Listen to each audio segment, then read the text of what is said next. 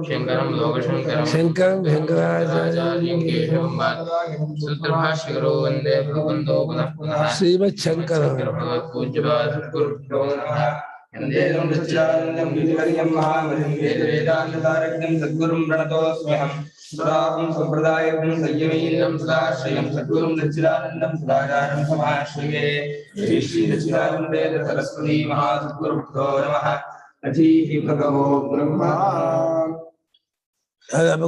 यद्विदितं तदल्पं यद्विदितं तदल्पं मर्त्यं दुःखात्मकं चेति हेयं तस्मात् विदितादन्य ब्रह्म इत्युक्ते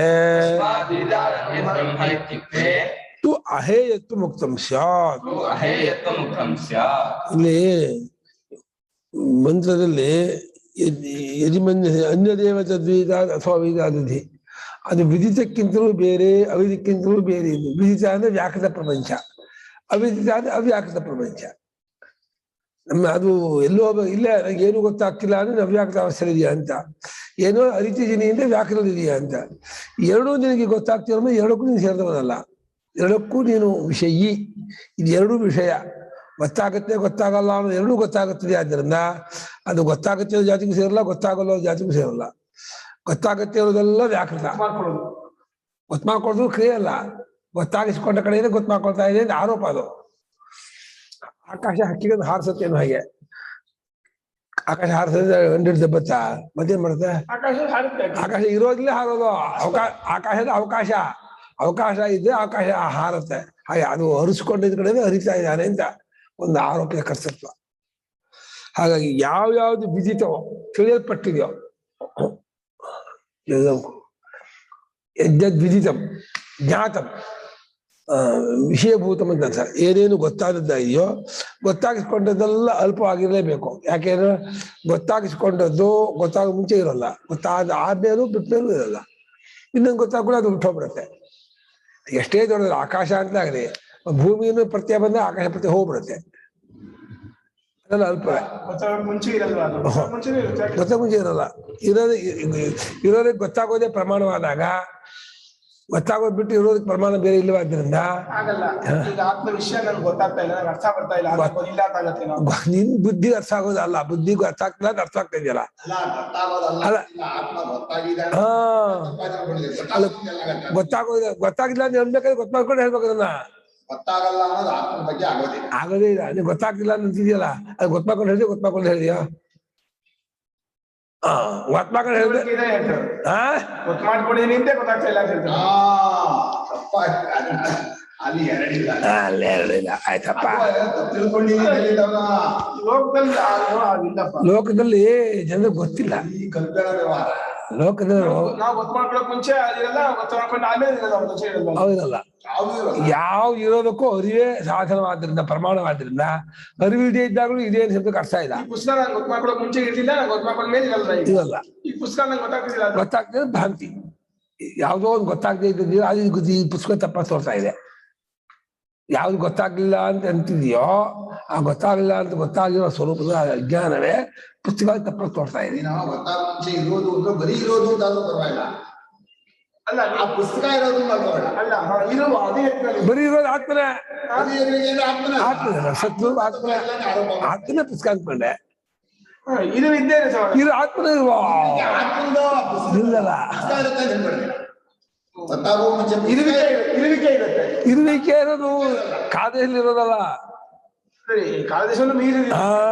ಆಧ್ಯಾತ್ಮಿಕ ವ್ಯವಹಾರಾತೀತ ಹಾಗಾಗಿ ಯದ್ವಿದಿತಂ ಯಜ್ಞಾತಂ ಯಜ್ವಿಷಯಭೂತಂ ತತ್ಸರ್ವಂ ಅಲ್ಪಂ ಮೊದಲೇ ಇದು ಎರಡನೇದು ಅಲ್ಪವಾದದ್ದಲ್ಲ ಮರ್ತ್ಯ ಮರ್ತ್ಯ ಅಂದ್ರೇನೋ ಸಾಯುವ ಸ್ವಭಾವದ್ದು ಮುಂಗ್ ಪ್ರಾಣತ್ಯಾಗಿ ಅಂದ್ಬಿಟ್ಟು ಸಾಯುತ್ತೆ ಮತ್ತು ಸತ್ಮ ದುಃಖಾತ್ಮಕ ಸತ್ತು ಹೋಗ್ಲು ಏನಾಗಿದೆ ಅಯ್ಯೋ ಬಿಟ್ಟು ಹೋಯ್ತು ಅಯ್ಯೋ ಮರೆ ಆಯ್ತು ಅಂತ ದುಃಖ ಅಂತ ಇದು ಹೇತರ್ಥ ಇದೆ ಈ ಕಾರಣದಿಂದ ಅದನ್ನ ಏನ್ ಮಾಡ್ಬೇಕು ಹೇಯಮ್ಮನೇನೋ ಬಿಡ್ಬೇಕು ಅಂತ ಅರ್ಥ ಏನೋ ಅದ್ರ ಕಡೆ ಮನಸ್ಸಿರಬಾರ್ದು ಅಂತ ಅರ್ಥ ಬಿಡ್ಬೇಕು ಅಂದ್ರೆ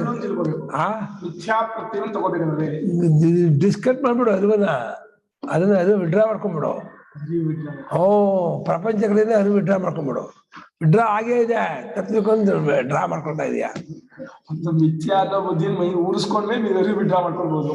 ಅದು ವಿಡ್ರಾ ಆದ್ಮೇಲೆ ಉರ್ಸ್ಕೊಳ್ತೀವಿ, ಉರ್ಸ್ಕೊಂಡ್ಮೇಲೆ ವಿಡ್ರಾ ಆಗುತ್ತೆ, ನೀನೇ ಯೋಚನೆ ಮಾಡ್ಕೊ.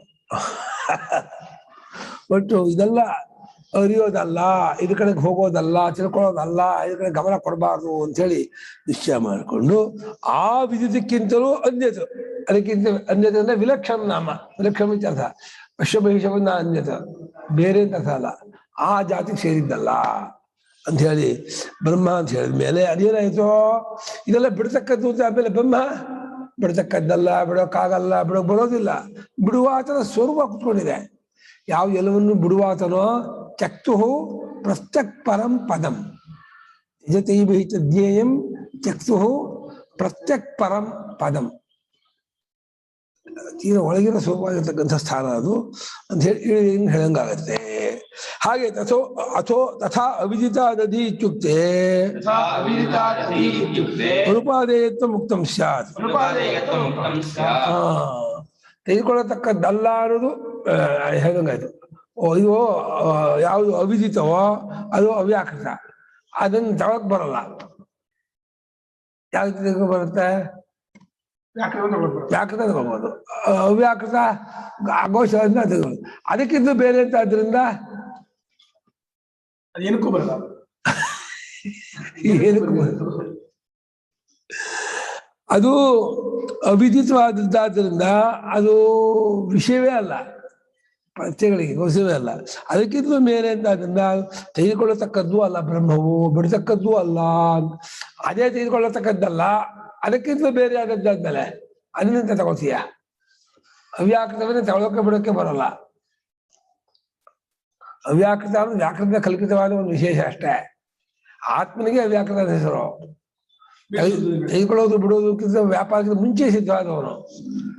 ಆ ಎರಡು ವ್ಯಾಪಾರಕ್ಕಿಂತ ಮುಂಚೆ ಸಿದ್ಧವಾದನ್ನು ತಗೋತೀಯೋ ಬಿಡ್ತೀಯೋ, ಏನ್ ಮಾಡ್ತೀಯ? ಹಾಗಾಗಿ ಉಪಾದಾತು ಯೋಗ್ಯಂ ಉಪಾದೇಯಂ ನ ಉಪಾದೇಯಂ ಅನುಪಾದೇಯಂ. ತೆಗೆದುಕೊಳ್ಳತಕ್ಕದ್ದಲ್ಲ, ಬಿಡತಕ್ಕದ್ದಲ್ಲ ಎಂಬುದಾಗಿಯೂ ಹೇಳದಂತಾಗತ್ತೆ. ಅಲ್ಲ, ಅವ್ಯಾಕೃತವೇ ಅನುಪಾದೇಯ ಅಂತ ಆದ್ಮೇಲೆ ಅದಕ್ಕಿಂತ ಲಕ್ಷಣ ಅಂತಂದ್ರೆ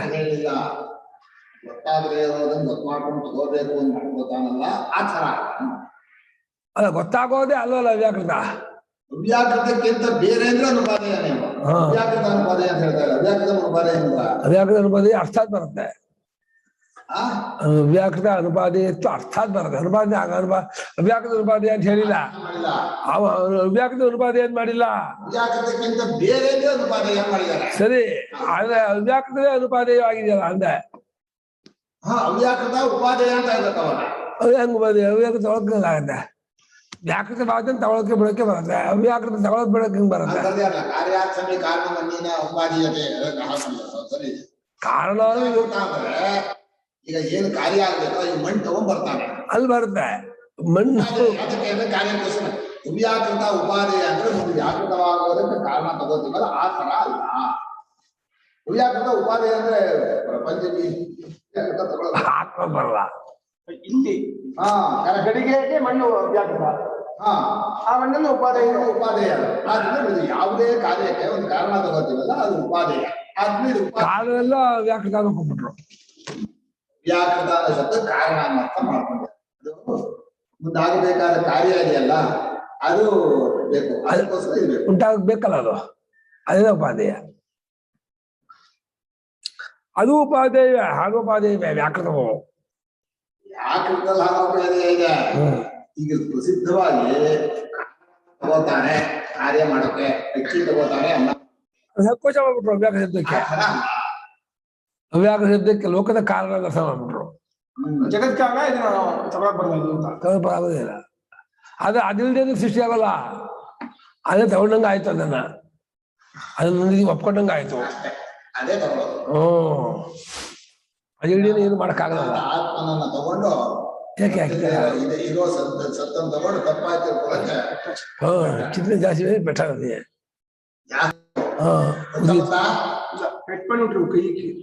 ಅವ್ಯಾಕೃತಕ್ಕಿಂತಲೂ ಬೇರೆ ಮಿಗಿಲಾದದ್ದು, ಅದಕ್ಕೆ ವಿಲಕ್ಷಣವಾದದ್ದು ಅಂತ ಹೇಳಿದ್ರಿಂದ ಅದು ಉಪಾದೇಯವೂ ಅಲ್ಲ.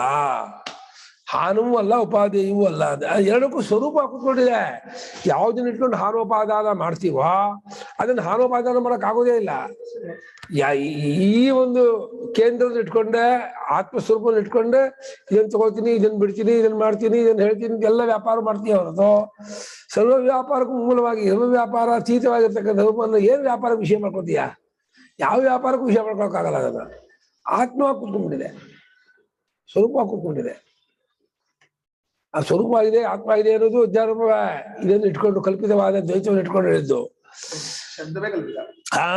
ನೋಡು, ನೀವೇ ಬರೀತಾರೆ ಕಾರ್ಯಾರ್ಥಮೇ ಕಾರಣಂ ಅನ್ಯೇನ ಉಪಾದೀಯತೆ. ಕಾರ್ಯಾರ್ಥಮ ಉತ್ಪತ್ತ್ಯರ್ಥಂ, ಉತ್ಪಾದನಾರ್ಥಂ. ಒಂದು ಉಂಟು ಮಾಡೋಕ್ಕೋಸ್ಕರವಾಗಿ ಒಬ್ಬ ಇನ್ನೊಂದು ಕಾರಣ ತೆಗೆದುಕೊಂಡಾನೆ. ಅನ್ಯೇನ ಪುರುಷೇಣ ಅನ್ಯತ್ ಕಾರಣಂ ಉಪಾದೀಯತೆ. ಕಾರ್ಯಾರ್ಥ ನೀವು ಎಲ್ಲ ಒಂದು ಕ್ರಿಯೆ ಆದ್ಮೇಲೆ ಫಲ, ಕ್ರಿಯೆ ಆಗದೆ ಫಲ ಆಗಲ್ವಲ್ಲ. ಕಾರಕ ವ್ಯಾಪಾರ ಅರ್ಥವಾನ್. ಹಾಗಾಗಿ ಅನ್ಯೇನ ದೇವದತ್ತೇನ ಅನ್ಯ ಮೃದಾಧಿಕಂ ಕಾರಣಂ ಕಾರ್ಯಾರ್ಥಂ ಘಟಾದ್ಯುತ್ಪತ್ತರ್ಥ. ಸಂಸ್ಕೃತದಲ್ಲೂ ಕಾರ್ಯ ಅನ್ನೋ ಶಬ್ದ ಕನ್ನಡದ ಕಾರ್ಯ ಅಂತ ಅರ್ಥ ಇದೆಯಾ? ಕನ್ನಡದಲ್ಲಿ ಆ ಅರ್ಥ ಇಲ್ವೇ ಕಾರ್ಯ ಅಂದ್ರೆ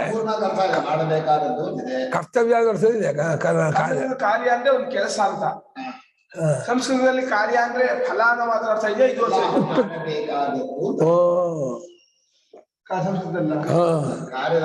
ಕರ್ತವ್ಯಂ ಕರಣೀಯಂ ಕಾರ್ಯಂ.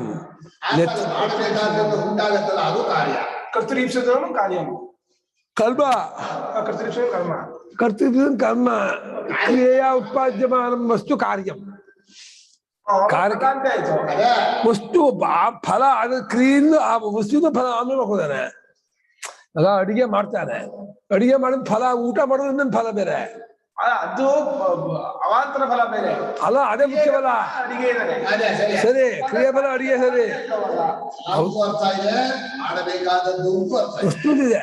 ಆ ಮಾಡ್ಬೇಕಾದ ವಸ್ತು ಆಮೇಲೆ ಫಲ ಆಗುತ್ತಲ್ಲ, ಮುಂದಕ್ಕೆ ಇನ್ನೊಂದು ಫಲ ಆಗುತ್ತೆ. ಗಡಿಗೆ ಫಲವೋ ಗಡಿಗೆ ಸಾಧನವೋ? ಮಡಿಕೆ ಮಾಡೋ ಇದ್ರಲ್ಲಿ ಗಡಿಗೆ ಫಲವೇ, ಅಲ್ಲಿಂದ ಮುಂದಕ್ಕೆ ಅದು ಹಾಗೆ ಯಜ್ಜತ್ ಕ್ರಿಯೆಯ ಉತ್ಪದ್ಯತೆ ತತ್ಸರ್ವಂ ಕಾರ್ಯಮಿತ್ಯುಚ್ಯತೆ. ಇದು ವ್ಯವಹಾರ.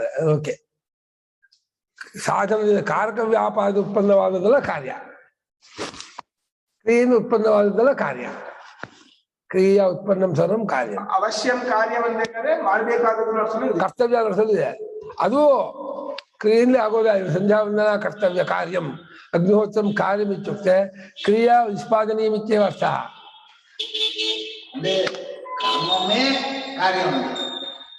ಕ್ರಿಯೆಯು ಕಾರ್ಯ.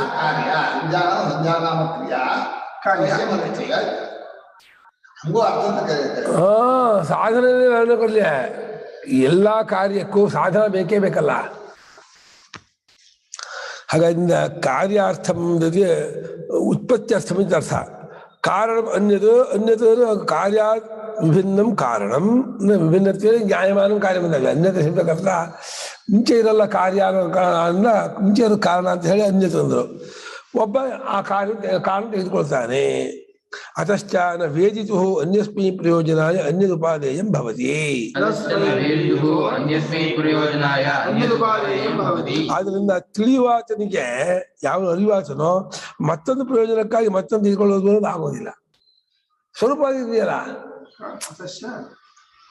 ಈಗ ಅನ್ಯಸ್ಮೈ ಮತ್ತೊಂದು ಪ್ರಯೋಜನಕ್ಕಾಗಿ ಮತ್ತೊಂದು ಒಂದೊಂದು ತೆಗೆದುಕೊಳ್ಳೋದು ಅನ್ನೋದು ಅರಿವಾತನಿಗೆ ಆಗೋದಿಲ್ಲ, ಅರಿವ ಸ್ವರೂಪಕ್ಕೆ ಆಗೋದಿಲ್ಲ. ತಿಳಿಯೋನಿಗೆ ತನ್ನ ತಿಳಿವಿಗೋಸ್ಕರ ಇನ್ನೊಂದು ಅವಲಂಬನೆ ಮಾಡ್ಕೊಳ್ತಾರೆ ಉಂಟಲ್ಲ ಆತರ. ಅದು ಪುರುಷಿದ್ದ. ಅವನು ತಿಳಿಯುವಾತನಿಗೆ ಮತ್ತೊಂದು ಪ್ರಯೋಜನಕ್ಕಾಗಿ ಮತ್ತೊಂದು ತೆಗೆದುಕೊಳ್ಳೋದು ಆಗುವುದಿಲ್ಲ.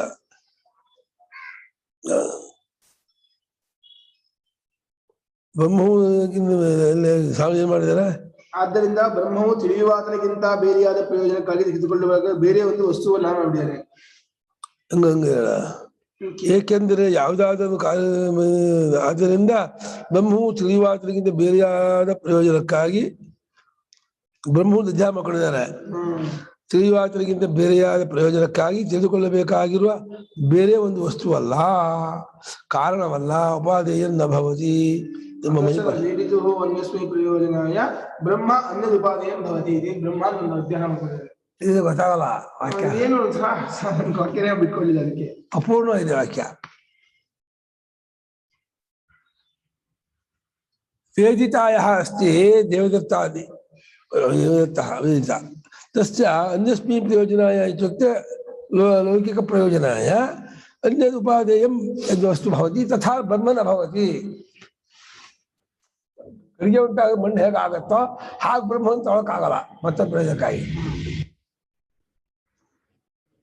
ತಿಳಿಯುವಾತ್ಮ ಬೇಕಾಗಿತ್ತು ಖರ್ಚು ತಿಳಿಯುವಾತ್ಮ ಪದಾರ್ಥ ಬೇಕಾಗಿತ್ತು. ಅದು ಸ್ವರೂಪ ಅಷ್ಟೇ ಅಂತ ಆ ಕಾರಣ ಸ್ವರೂಪ ಬರೀ ಅರಿವು ಅಷ್ಟೇ ಸ್ವರೂಪ ಆಗಿದೆ.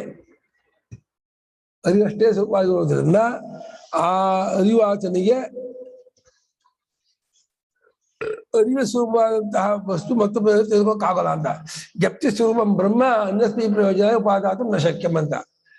ವೇದಿತು ಅರಿಯೋದು ಅನ್ನೋ ಕ್ರಿಯೆ ಬಿಟ್ಟು ಬೇರೆ ಅದಕ್ಕೂ ಉಪಯೋಗ ಆಗಲ್ಲ ಅಂತ ಅಲ್ಲ, ಅರಿಯೋದನ್ನ ಇಟ್ಕೊಂಡಿರ್ತಾನೆ ಏನೊಂದು ಮಾಡೋದು ಮುಂಚೆ ಅರಿಯುತ್ತಾನೆ. ಹಾಗಾಗಿ ಅರಿವಾತನಾದ ಒಬ್ಬ ಪುರುಷನಿಗೆ ಮತ್ತೊಂದು ಪ್ರಯೋಜನಕ್ಕಾಗಿ ಬ್ರಹ್ಮ ತೆಗೆದುಕೊಂಡು ಮಾಡೋಕೆ ಅನ್ನೋದು ಆಗೋಲ್ಲ ಅಂತ ಅಷ್ಟೇ. ಏವಂ ವಿದಿತಾವಿದಾಭ್ಯಾಂ ಅನ್ಯದಿತಿ ಹೇಯೋಪಾದೇಯ ಪ್ರತಿಷೇಧೇನ ಸ್ವಾತ್ಮನೋ ಅನನ್ಯತ್ವಾತ್ ಬ್ರಹ್ಮ ವಿಷಯ ಜಿಜ್ಞಾಸಾ ಶಿಷ್ಯಸ್ಯ ನಿವರ್ತಿತಾ ಸ್ಯಾತ್.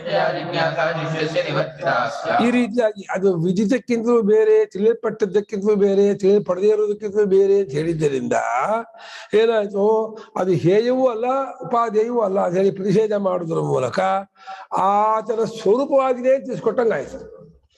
ಹೇಯೋಪಾದೇಯ ರಹಿತವಾದ ತಿಳಿಯುವಾತನ ಸ್ವರೂಪ ಕೂತ್ಕೊಂಡಿದೆ ಬ್ರಹ್ಮ. ಯಾವ ತಿಳಿಯುವಾತನೋ ಅರಿಯುವಾತನೋ ವ್ಯವಹಾರ ಮಾಡುವಾತನೋ ಆತನ ಆತ್ಮನ ಕೂತ್ಕೊಂಡಿದೆ. ಅದು ಎಲ್ಲಾ ವ್ಯವಹಾರಕ್ಕಿಂತ ಪ್ರಾಗೇವ ಸಿದ್ಧ. ವ್ಯವಹಾರೇಭ್ಯೋಪಿ ಪ್ರಾಗೇವ ಸಿದ್ಧ. ವಿಧಾಭ್ಯಾಮ್ ಅನ್ಯದಂತೆ ಹೇಳಿದ್ದರಿಂದ ಇದು ಮಾಡ್ತಿದ್ದಾರೆ, ಹೇತು ತೋರ್ತಿದ್ದಾರೆ. ಈ ರೀತಿ ಹೇಳಿದ್ರಿಂದ ಹೇಯೋಪಾದೇಯವನ್ನು ಅಲುಗಳಿದ್ರ ಮೂಲಕವಾಗಿ ಬ್ರಹ್ಮವು ಆತ್ಮಗಿಂತ ಅನನ್ಯವಾಗಿದೆ, ತಿಳಿಯುವಾದ್ರಿಂದ ಬೇರೆ ಅಲ್ಲದ್ದಾಗಿದೆ ಅಂತ ಹೇಳ್ತಾ ಶಿಷ್ಯನಿಗೆ ಬ್ರಹ್ಮದ ಬಗ್ಗೆ ಒಂದು ಜಿಜ್ಞಾಸೆ ಇತ್ತಲ್ಲ ಅದಕ್ಕೆ ಸಾಕ್ಬಿಟ್ರು. ಅದೇ ತಪ್ಪು ಅಂತ ಇದ್ದಾರೆ. ತಿಳ್ಕೋಬೇಕು ಅಂತ ಹೋಗ್ತಾ ಇದೆಯಲ್ಲ, ಮೊದಲು ಲೌಕಿಕವಾದ ಯಾವ ತಿಳ್ಕೊಳ್ಳೋದಲ್ಲ, ಆತ್ಮ ತಿಳ್ಕೋಬೇಕು ಅಧ್ಯಾತ್ಮ ಮಾಡಿದ್ವಿ.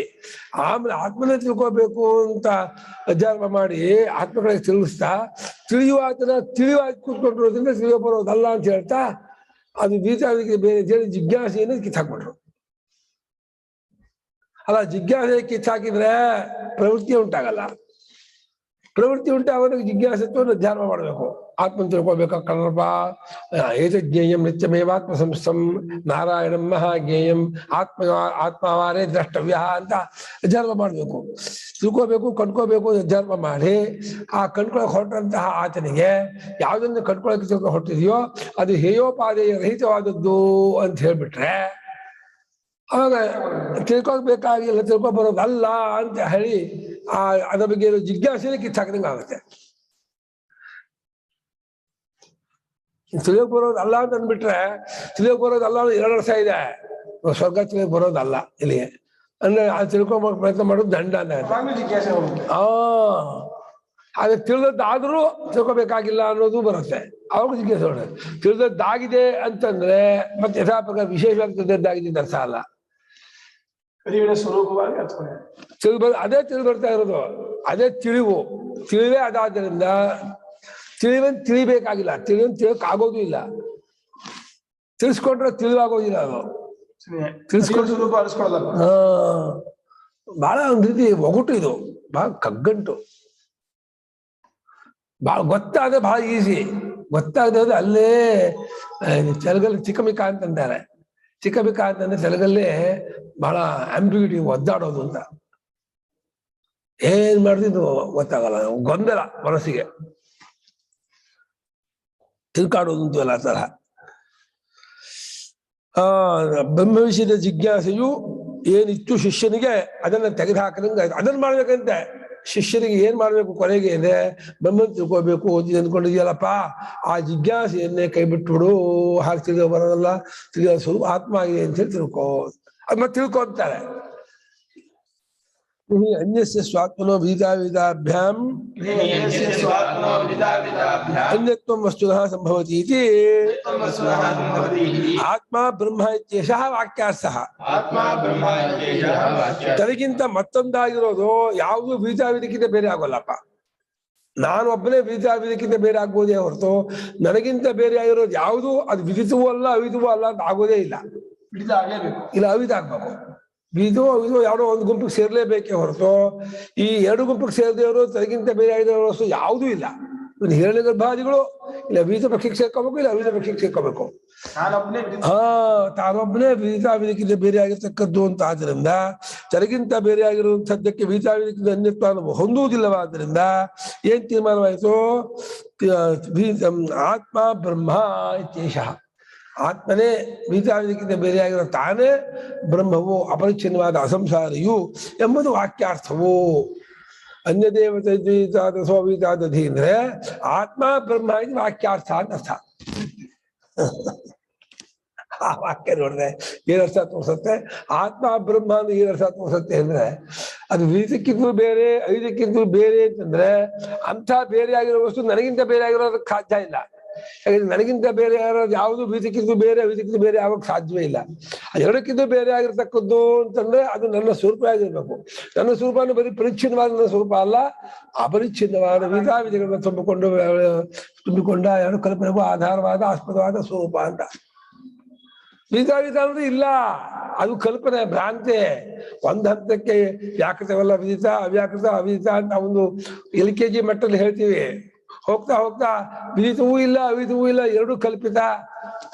ವ್ಯಾಕೃತ ವ್ಯಾಕೃತ ಎರಡು ಆತ್ಮ ಕಲ್ಪಿತವಾಗಿದೆ, ಇರೋದಿಲ್ಲ ಆತ್ಮನೊಬ್ಬನೇ, ತಾನೊಬ್ಬನೇ ಪರಮಾರ್ಥ, ಅದಕ್ಕೆ ಬೇರೆ ಏನೇನೂ ಇಲ್ಲ ಅಂತ ಗೊತ್ತು ಮಾಡಿಸ್ಕೊಡೋದೇ ವಾಕ್ಯದ ಅರ್ಥ. ಗೊತ್ತು ಮಾಡ್ಕೊಳ್ಳೋದು ವಾಕ್ಯ. ಇದನ್ನೇ ಅಯಮಾತ್ಮ ಬ್ರಹ್ಮ ಯಾತ್ಮ ಅಪಹತಮಾತ್ಮ ಸಾಕ್ಷಾತ್ ಪರೋಕ್ಷ ಬ್ರಹ್ಮ ಯಾತ್ಮ ಸರ್ವಾಂತಃ ಇತ್ಯಾದಿ ಶ್ರುತ್ಯಂತರೇಭ್ಯಶ್ಚ ಇತಿ. ಅಯಮಾತ್ಮ ಬ್ರಹ್ಮ ಯಾತ್ಮ ಪರಮಾತ್ಮ ಸಾಕ್ಷಾತ್ ಪರೋಕ್ಷಾತ್ ಬ್ರಹ್ಮ ಯಾತ್ಮ ಸರ್ವಾಂತರಃ ಇತ್ಯಾದಿ ಶ್ರುತ್ಯಂತರೇಭ್ಯಶ್ಚೇತಿ. ಈ ಆತ್ಮನೇ ಯಾವ ಆತ್ಮನು ವಿದಿತಾವಿದನ್ನು ಬೆಳಗ್ತಾ ಇದೆ ನೀವು ಅಂದ್ಕೊಂಡಿದೆಯೋ, ವಿದಿತಾವಿದಕ್ಕೆ ಎರಡಕ್ಕೂ ಸಾಕ್ಷಿಯಾಗಿರುವಂತಹ ಈ ಆತ್ಮನೇ ಅಪರಿಚ್ಛಿನ್ನವಾದ ಅನಂತವಾದ ಅಖಂಡವಾದ ಪರಬ್ರಹ್ಮವಾಗಿದೆ. ಇದರಲ್ಲಿ ಸಂಸಾರಿತ್ವ ಆರೋಪಿತವಾಗಿದೆ, ಕಲ್ಪಿತವಾಗಿದೆ. ಈ ಆತ್ಮನು ಪುಣ್ಯ ಪಾಪ ಹೊಡೆತವಿಲ್ಲದೆ ಇರತಕ್ಕಂಥ ಆತ್ಮನು, ಯಾವ ಆತ್ಮನು ಸಾಕ್ಷಾತ್ತಾಗಿದೆ, ನೇರಾಗಿ ಅವ್ಯವಹಿತವಾಗಿ, ಅಪರೋಕ್ಷ ಅಂದ್ರೆ ಅಗೌಣವಾಗಿ, ಶ್ರೋತಾದಿ ಬ್ರಹ್ಮದಂತೆಯೇ ಅಲ್ಲದೆ, ಶ್ರೋತ ಬ್ರಹ್ಮ ಮನೋಬ್ರಹ್ಮ ಅಲ್ಲ, ಪರೋಕ್ಷ ಬ್ರಹ್ಮ, ನೇರಾಗಿ ಅವ್ಯವಹಿತವಾಗಿ ಅಗೌಣವಾಗಿ ತೋರಿಬರುತ್ತಿರುವಂತಹ ಆ ಬ್ರಹ್ಮವು ಇದೆ. ಈ ಆತ್ಮನು ಸರ್ವಾಂತರನು, ಸರ್ವೇಭ್ಯೋ ಅಂತರಃ ಸರ್ವಾಂತರ, ಸರ್ವೇಶಾಮಂತರ ಸರ್ವಾಂತರ, ಎಲ್ಲಕ್ಕಿಂತಲೂ ಒಳಗಿದೆ, ಎಲ್ಲಕ್ಕೂ ತೀವ್ರ ಇದೆ. ಸರ್ವಶ್ಚಾಸೋ ಅಂತರಶ್ಚ, ಸರ್ವವಾಗಿ ಅಂತವಾಗಿ ಅಂತರವಾಗಿದೆ, ಸರ್ವಾಂತರವಾಗಿದೆ. ಶ್ರುತಿ ಕೊಟ್ಟು ಬಹುವಚನ ಹೇಳ್ಬಿಟ್ರಿ ಯಾಕೆ? ಮೂರು ಶ್ರುತಿ, ಮೂರು ವಾಕ್ಯ. ಅದು ಶ್ರುತಿ ಶಬ್ದಕ್ಕೆ ಅರ್ಥ ಅವರು ಬೃಹದಾನಿಕ ಒಂದು ಶ್ರುತಿ ತಗೊಳ್ಳಲ್ಲ, ಒಂದೊಂದು ವಾಕ್ಯವನ್ನು ಒಂದು ಶ್ರುತಿ ತಗೊಳ್ತಾರೆ. ಇದೇ ಬದಲಾದ ಶ್ರುತಿ ಬೇರೆ ಬೇರೆ ಶ್ರುತಿ ವಾಕ್ಯಗಳಲ್ಲ ಈ ಎರಡು ಒಂದೇ ಇರ್ಬೋದು. ಒಂದು ಚಾಂದೋಗ್ಯ ಒಂದು ಬೃಹದಾನಿಕ ಅಂತ, ಅದು ಮೊದಲು ಬೃಹದಾನಿಕ ಕೊಟ್ಟು ಮಧ್ಯ ಚಾಂದೋಗ್ಯ ಕೊಟ್ಟಿದ್ರಿಂದ ಇನ್ನೊಂದು ಶ್ರುತಿ ವಾಕ್ಯ ತಗೊಂಡ್ರು. ಶ್ರುತ್ಯಂತರೇಭ್ಯ ವಾಕ್ಯೇಭ್ಯ ಅಂತ ತಗೋಬೇಕು ನೀವು. ಶ್ರುತ್ಯಂತರೇಭ್ಯ ಬರೀ ಶ್ರುತ್ಯಂತರಗಳಿಂದ ಅಲ್ಲ, ಶ್ರುತ್ಯಂತರೇಭ್ಯೋ ವಾಕ್ಯೇಭ್ಯ ಇದಮವಗಮ್ಯತೆ, ವಾಕ್ಯೇಭ್ಯ ಧ್ಯಾನಗೊಂಡ್ರು ಅಲ್ವಾ? ಎಲ್ಲ ಸಂಶಯ. ಏವಂ ಸರ್ವಾತ್ಮನಃ ಸರ್ವವಿಶೇಷರಹಿತಸ್ಯ ಚಿನ್ಮಾತ್ರ ಜ್ಯೋತಿಷಃ ಬ್ರಹ್ಮತ್ವ ಪ್ರತಿಪಾದಕಸ್ಯ ವಾಕ್ಯಸ್ಯ ಆಚಾರ್ಯೋಪದೇಶ ಪರಂಪರೆಯ ಪ್ರಾಪ್ತತ್ವಮಾಹ ಇತಿ ಸುಶ್ರುಮ ಇತ್ಯಾದಿ. ಈ ವಿಚಾರವು ನಾವೊಂದು ಎಷ್ಟು ಜನ ಮೀಟಿಂಗ್ ಮಾಡಿ ತೀರ್ಮಾನ ಮಾಡ್ಕೊಳ್ಳೋ ವಿಚಾರ ಅನ್ಕೋಬೇಡಿ. ಯಾವುದೋ ಒಂದು ಓಬಿರಾಯನ ಕಾಲದಲ್ಲಿ ಯಾರೋ ಏನೋ ಹೊಡೆದಿದ್ದು ಅಂತ ಅನ್ಕೋಬೇಡಿ. ಇದು ಶ್ರುತಿವಾಕ್ಯ. ಇದು ಶ್ರುತಿವಾಕ್ಯದಿಂದ ಬರೋದು. ಶ್ರುತಿವಾಕ್ಯ ಅಂದ್ರೆ ಅರ್ಥ ಅನುಭವ ವಾಕ್ಯ ಅಂತ ಅರ್ಥ. ಈ ರೀತಿಯಾಗಿ ಸರ್ವಕ್ಕೂ ಆತ್ಮನಾದ, ಸರ್ವದರ ಸ್ವರೂಪವಾಗಿರುವ, ಯಾವ ವಿಶೇಷವೂ ಇಲ್ಲದವನಾದ. ಏನೇನು ವಿಶೇಷ ಕಲ್ಪಿಸಿದ್ರು ಬುದ್ಧಿ ಮನಸ್ಸಿಂದ ಕಲ್ಪಿಸಬೇಕು. ಬುದ್ಧಿ ಮನಸ್ಸಿಗೂ ಸಾಕ್ಷಿಯಾಗಿರೋದ್ರಿಂದ ಅದು ಯಾವ ವಿಶೇಷ ಬರೋದಿಲ್ಲ. ಹಾಗಾಗಿ ಚಿನ್ಮಾತ್ರ, ಚಿದೇವ ಚಿನ್ಮಾತ್ರ, ಅದಷ್ಟೇ ಸ್ವರೂಪವಾಗಿರ್ತಕ್ಕಂತಹ ಅದೇ ಜ್ಯೋತಿಷು, ಚಿನ್ಮಾತ್ರತ್ವೇ ಅದರ ಜ್ಯೋತಿಷ್ ಬೆಳಕು. ಹಾಗಿರುವಂತಹ ಅದಕ್ಕೆ ಬ್ರಹ್ಮತ್ವ ಪ್ರತಿಪಾದಕ ವಾಕ್ಯ, ಅದು ಬ್ರಹ್ಮವಾಗಿದೆ ಅಂತೇಳಿ ಪ್ರತಿಪಾದನೆ ಮಾಡುವ ವಾಕ್ಯ ಉಂಟಲ್ಲ, ಆ ವಾಕ್ಯವು ಆಚಾರ್ಯ ಉಪದೇಶ ಪರಂಪರೆಯಿಂದ ಬಂದದ್ದು ಆ ವಾಕ್ಯ. ಬರೀ ಯಾರೋ ಕಲ್ಪನೆ ಮಾಡಿದ ವಾಕ್ಯ ಅಲ್ಲ ಇದು. ಒನ್ನಮೋ ಬ್ರಹ್ಮಾದಿಭ್ಯೋ ಬ್ರಹ್ಮವಿದ್ಯಾ ಸಂಪ್ರದಾಯ ಕರ್ತವ್ಯ. ಹಿರಣ್ಯಗರ್ಭರಿಂದ ಬಂದಂತಹ ಸಂಪ್ರದಾಯ ಇದು. ಹಿರಣ್ಯಗರ್ಭನಿಗೆ ಯಾರು ಹೇಳ್ಕೊಟ್ರೋ? ಯೋ ಬ್ರಹ್ಮಾಣ ಮೇಧಾದಿಪೂರಂ ಯೋ ವಿ ವೇದಾಂಶ ಪ್ರಹಿಣೋತಿ ತಸ್ಮೈ. ಹಿರಣ್ಯಗರ್ಭನಿಗೂ ಈ ಪರಮಾತ್ಮನ ಉಪದೇಶ ಮಾಡಿದ್ದು ವೇದ ಮೂಲಕವಾಗಿ. ಅಂದ್ರೆ ನಾರಾಯಣ ಪರಂಪರೆ ಇದು. ಹಾಗಾಗಿ ಇದು ಆಚಾರ್ಯೋಪದೇಶ ಪರಂಪರೆಯಿಂದಲೇ ಬಂದದ್ದು. ಅದನ್ನೇ ತಿಳ್ಕೋಬೇಕು. ಆಚಾರ್ಯೋಪದೇಶ ಪರಂಪರೆಯ ಪ್ರಾಪ್ತತ್ವ ಯಾವುದೋ ಪ್ರಾಪ್ತತ್ವ. ಉಪದೇಶ ಮಾಡ್ಬೇಕಾದ್ರೆ ವೇದ ಪೂರ್ತಿ ಪರಮಾತ್ಮ ಕೊಟ್ಟಲ್ಲ. ಅವಾಗಲೂ ಒಂದಷ್ಟು ಕೇಶಾದಿ ಭಾರದ್ವಾಜಗಳು ಇದೇ ಬಂತಲ್ಲ. ಹಿರಣ್ಯಗರ್ಭನಿಗಿಂತ ಮುಂಚೆ ಯಾರಿದ್ರು? ಅಲ್ಲಪ್ಪ, ಈ ಶ್ರುತಿ ನಿತ್ಯವಾದ್ರಿಂದ ಶ್ರುತಿಗೆ ಮುಂದೆ ಬರೋದಲ್ಲ. ಶ್ರುತಿಗೆ ಇದು ಗೊತ್ತು. ಶ್ರುತಿಗೆ ಸೈಕಾಲಿಕ ಜ್ಞಾನ ಇದೆ. ಶ್ರುತಿಗೆ ತ್ರಿಕಾಲ ಜ್ಞಾನದಿಂದ ಮುಂದೆ ಬರ್ತಾ ಇರೋದು.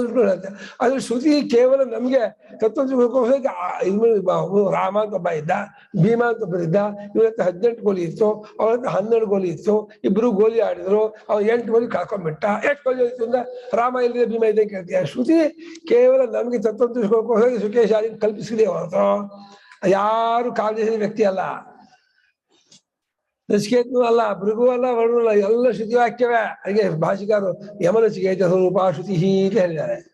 ಯಮನಚಿಕೇತ ರೂಪ ಅದು ಶ್ರುತಿ ಹೇಳ್ತಾ ಇದೆ ಅಂತಂದ್ರೆ ಅವರು ಒಂದು ಕಾಲದೇಶ ಯಮನಚಿಕೇತ. ಅಕಸ್ಮಾತ್ ನೀವು ಕಥೆಯಲ್ಲಿಯೇ ಪ್ರಾಮುಖ್ಯತೆ ಕೊಟ್ಟರೆ ಮುಂದೆ ಬರುವ ಶ್ರುತಿ ಅಡ್ಡ ಹೇಳಿದ್ರೆ ಮಾಡ್ಕೊ. ಅವಾಗ ಶ್ರುತಿ ಹೇಳಿದಂಗೆ ಮಾತಾಡ್ಬೇಕು, ಅವರು ಬೇರೆ ಮಾತಾಡ್ಬಿಡಲ್ಲ. ಅವಾಗ ಶ್ರುತಿಲಿ ಹೆಂಗೆ ಹೇಳಿದ್ವಿ ಹಂಗೆ ಮಾತಾಡ್ಬೇಕು. ಅವರು ಹಂಗೆ ಹೇಳಿರ್ತಾರೆ ಅಂತ ಶ್ರುತಿ ಹಂಗ ಮಾತಾಡಿದ್ದನ್ನೇ ಶ್ರುತಿ ಹೇಳ್ತಾ ಇದೆ. ಹಂಗ ಅವ್ರು ಮಾತಾಡ್ತಾರೆ ಅಂದ್ರೆ ಹೇಳ್ತಾರೆ ಅಂತ ಮುಖ ಮಾತಾಡ್ಬೇಕು ಇದೆಯಲ್ಲ. ಆ ಕಾಲದಲ್ಲಿ ನಚಿಕೇತನಿಗೆ ಹೇಳ್ಕೊಡೋದಿಲ್ಲ, ಹೀಗೆ ಮಾತಾಡ್ಬೇಕು ಅಂತ. ಅದು ಗುರು ಶಿಷ್ಯ ಪರಂಪರೆಯಿಂದ ಉಪದೇಶ ಮಾಡಿದ್ರೆ ಕೇಳುವವರಿಗೆ ಸುಲಭವಾಗಿ ಆಗತ್ತೆ ಅಂತ ಹೇಳಿ ಶ್ರುತಿ ಕಲ್ಪನೆ ಮಾಡ್ಕೊಂಡಂತ ಪದ್ಧತಿ ಅಷ್ಟೇ. ಅದೇನು ಒಂದು ಕಾಲದೇಶದಲ್ಲಿ ಬಂದಂತ ಘಟನೆ ಅನ್ಕೋಬಾರ್ದು. ಅದು ಅನಿತ್ಯತ್ವವನ್ನು ಅದರಿಂದ ಆರೋಪ ಮಾಡಕ್ ಹೋಗ್ಬಾರ್ದು. ತಿಳಿಸ್ಕೊಳ್ಳೋದು ಮುಖ್ಯ. ಅಲ್ಲಿ ಕಥೆಯಲ್ಲಿ ಯಾವ ತಾತ್ಪರ್ಯವೂ ಇಲ್ಲ ಶ್ರುತಿಗೆ. ಪ್ರಾಣ ಸಂವಾದ ಆಗಿ ಒಂದೊಂದರಲ್ಲೂ ಒಂದು ತರ ಇದೆ. ಶ್ರುತಿ ಸೃಷ್ಟಿಸಿ ಒಂದೊಂದು ಹೇಳ್ತಾ ಇದೆ. ಇಲ್ಲೇ ಗೊತ್ತಾಗಿದೆ ಅದು ಆಗ್ರಹ ಇಲ್ಲ, ತಾತ್ಪರ್ಯ ಇಲ್ಲ ಅಂತ. ಈ ಚಿನ್ಮಾತ್ರ ಸ್ವರೂಪನಾಗಿರುವ ಆತ್ಮನನ್ನ ಬ್ರಹ್ಮ ಪ್ರತಿಪಾದನೆ ಮಾಡುವಂತಹ ಈ ವಾಕ್ಯವಿಯಲ್ಲ, ಈ ವಾಕ್ಯವು ಆಚಾರ್ಯೋಪದೇಶ ಪರಂಪರೆಯಿಂದ ಬಂದದ್ದು ಎಂಬುದನ್ನ ಶ್ರುತಿ ಹೇಳ್ತಾ ಇದೆ. ಇದು ಶಿಷ್ಯಮ ಅಂತ, ಇದು ಶ್ರುತಿ ವಾಕ್ಯವೇ. ಇದು ಶಿಷ್ಯಮ ಅಂತ ಹೇಳಿ ಯಾವುದೋ ಶಿಷ್ಯರ ಅಥವಾ ಆಚಾರ್ಯ ವಾಕ್ಯ ಅಲ್ಲ, ಆಚಾರ್ಯ ಅಲ್ಲಿ ಹಾಕ್ಸ್ತಾ ಇದೆ. ಬ್ರಹ್ಮಚ ಏವಂ ಆಚಾರ್ಯೋಪದೇಶ ಪರಂಪರೆಯೈವ ಅಧಿಗಂತವ್ಯಂ ತರ್ಕತಃ ಪ್ರವಚನ ಮೇಧ ಬಹುಶ್ರುತ ತಪೋ ಯಜ್ಞಾದಿಭ್ಯಶ್ಚ.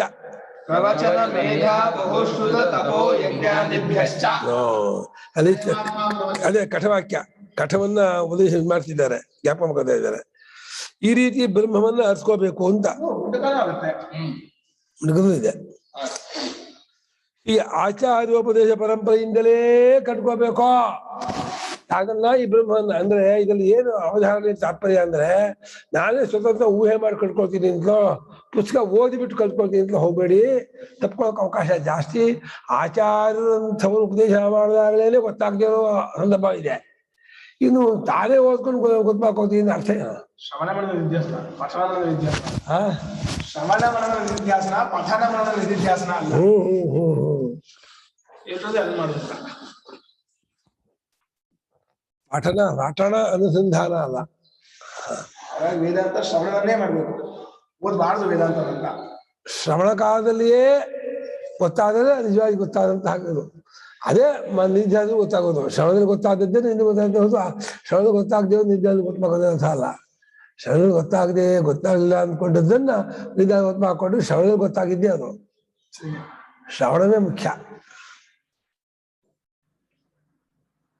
ಶ್ರವಣ ಆಗದೆ ಇದ್ದವ್ರಿಗೆ ಮನೋನಿಧ್ಯಾಸ. ಹೀಗೆ ಬ್ರಹ್ಮವನ್ನ ಆಚಾರ್ಯೋಪದೇಶ ಪರಂಪರೆಯಿಂದಲೇ ಕಂಡುಕೊಳ್ಬೇಕು. ಹಾಗೆ ತದ್ವಿಜ್ಞಾನಾರ್ಥಂ ಸ ಗುರುಮೇವಾ ವಿಗಚೇತ ಮಂಡಕ ಶ್ರುತಿ ಹೇಳಿತು. ತರ್ಕದಿಂದ ಕಣ್ಕೊಳಕ್ ಹೋಗಬಾರ್ದು.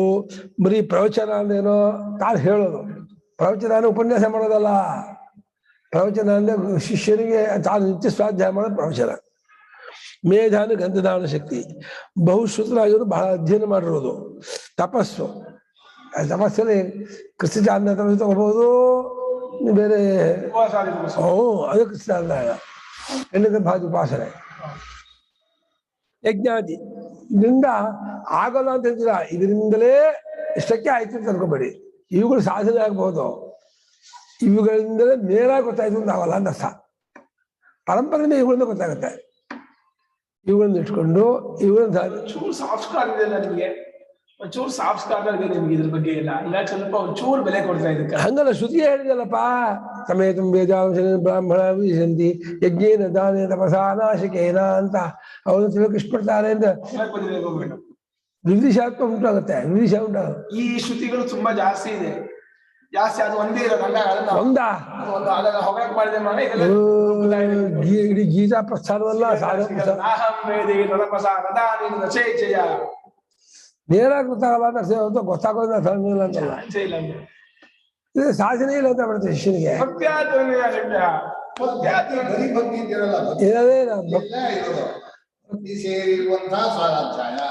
ಬರೀ ಭಕ್ತಿ ಹೆಂಗಿರುತ್ತೋ ಕರ್ಮದ ಜೊತೆಲೆ ಕ್ರಿಯೆಗಳು ಸೇರ್ಕೊಳ್ಳದೆ.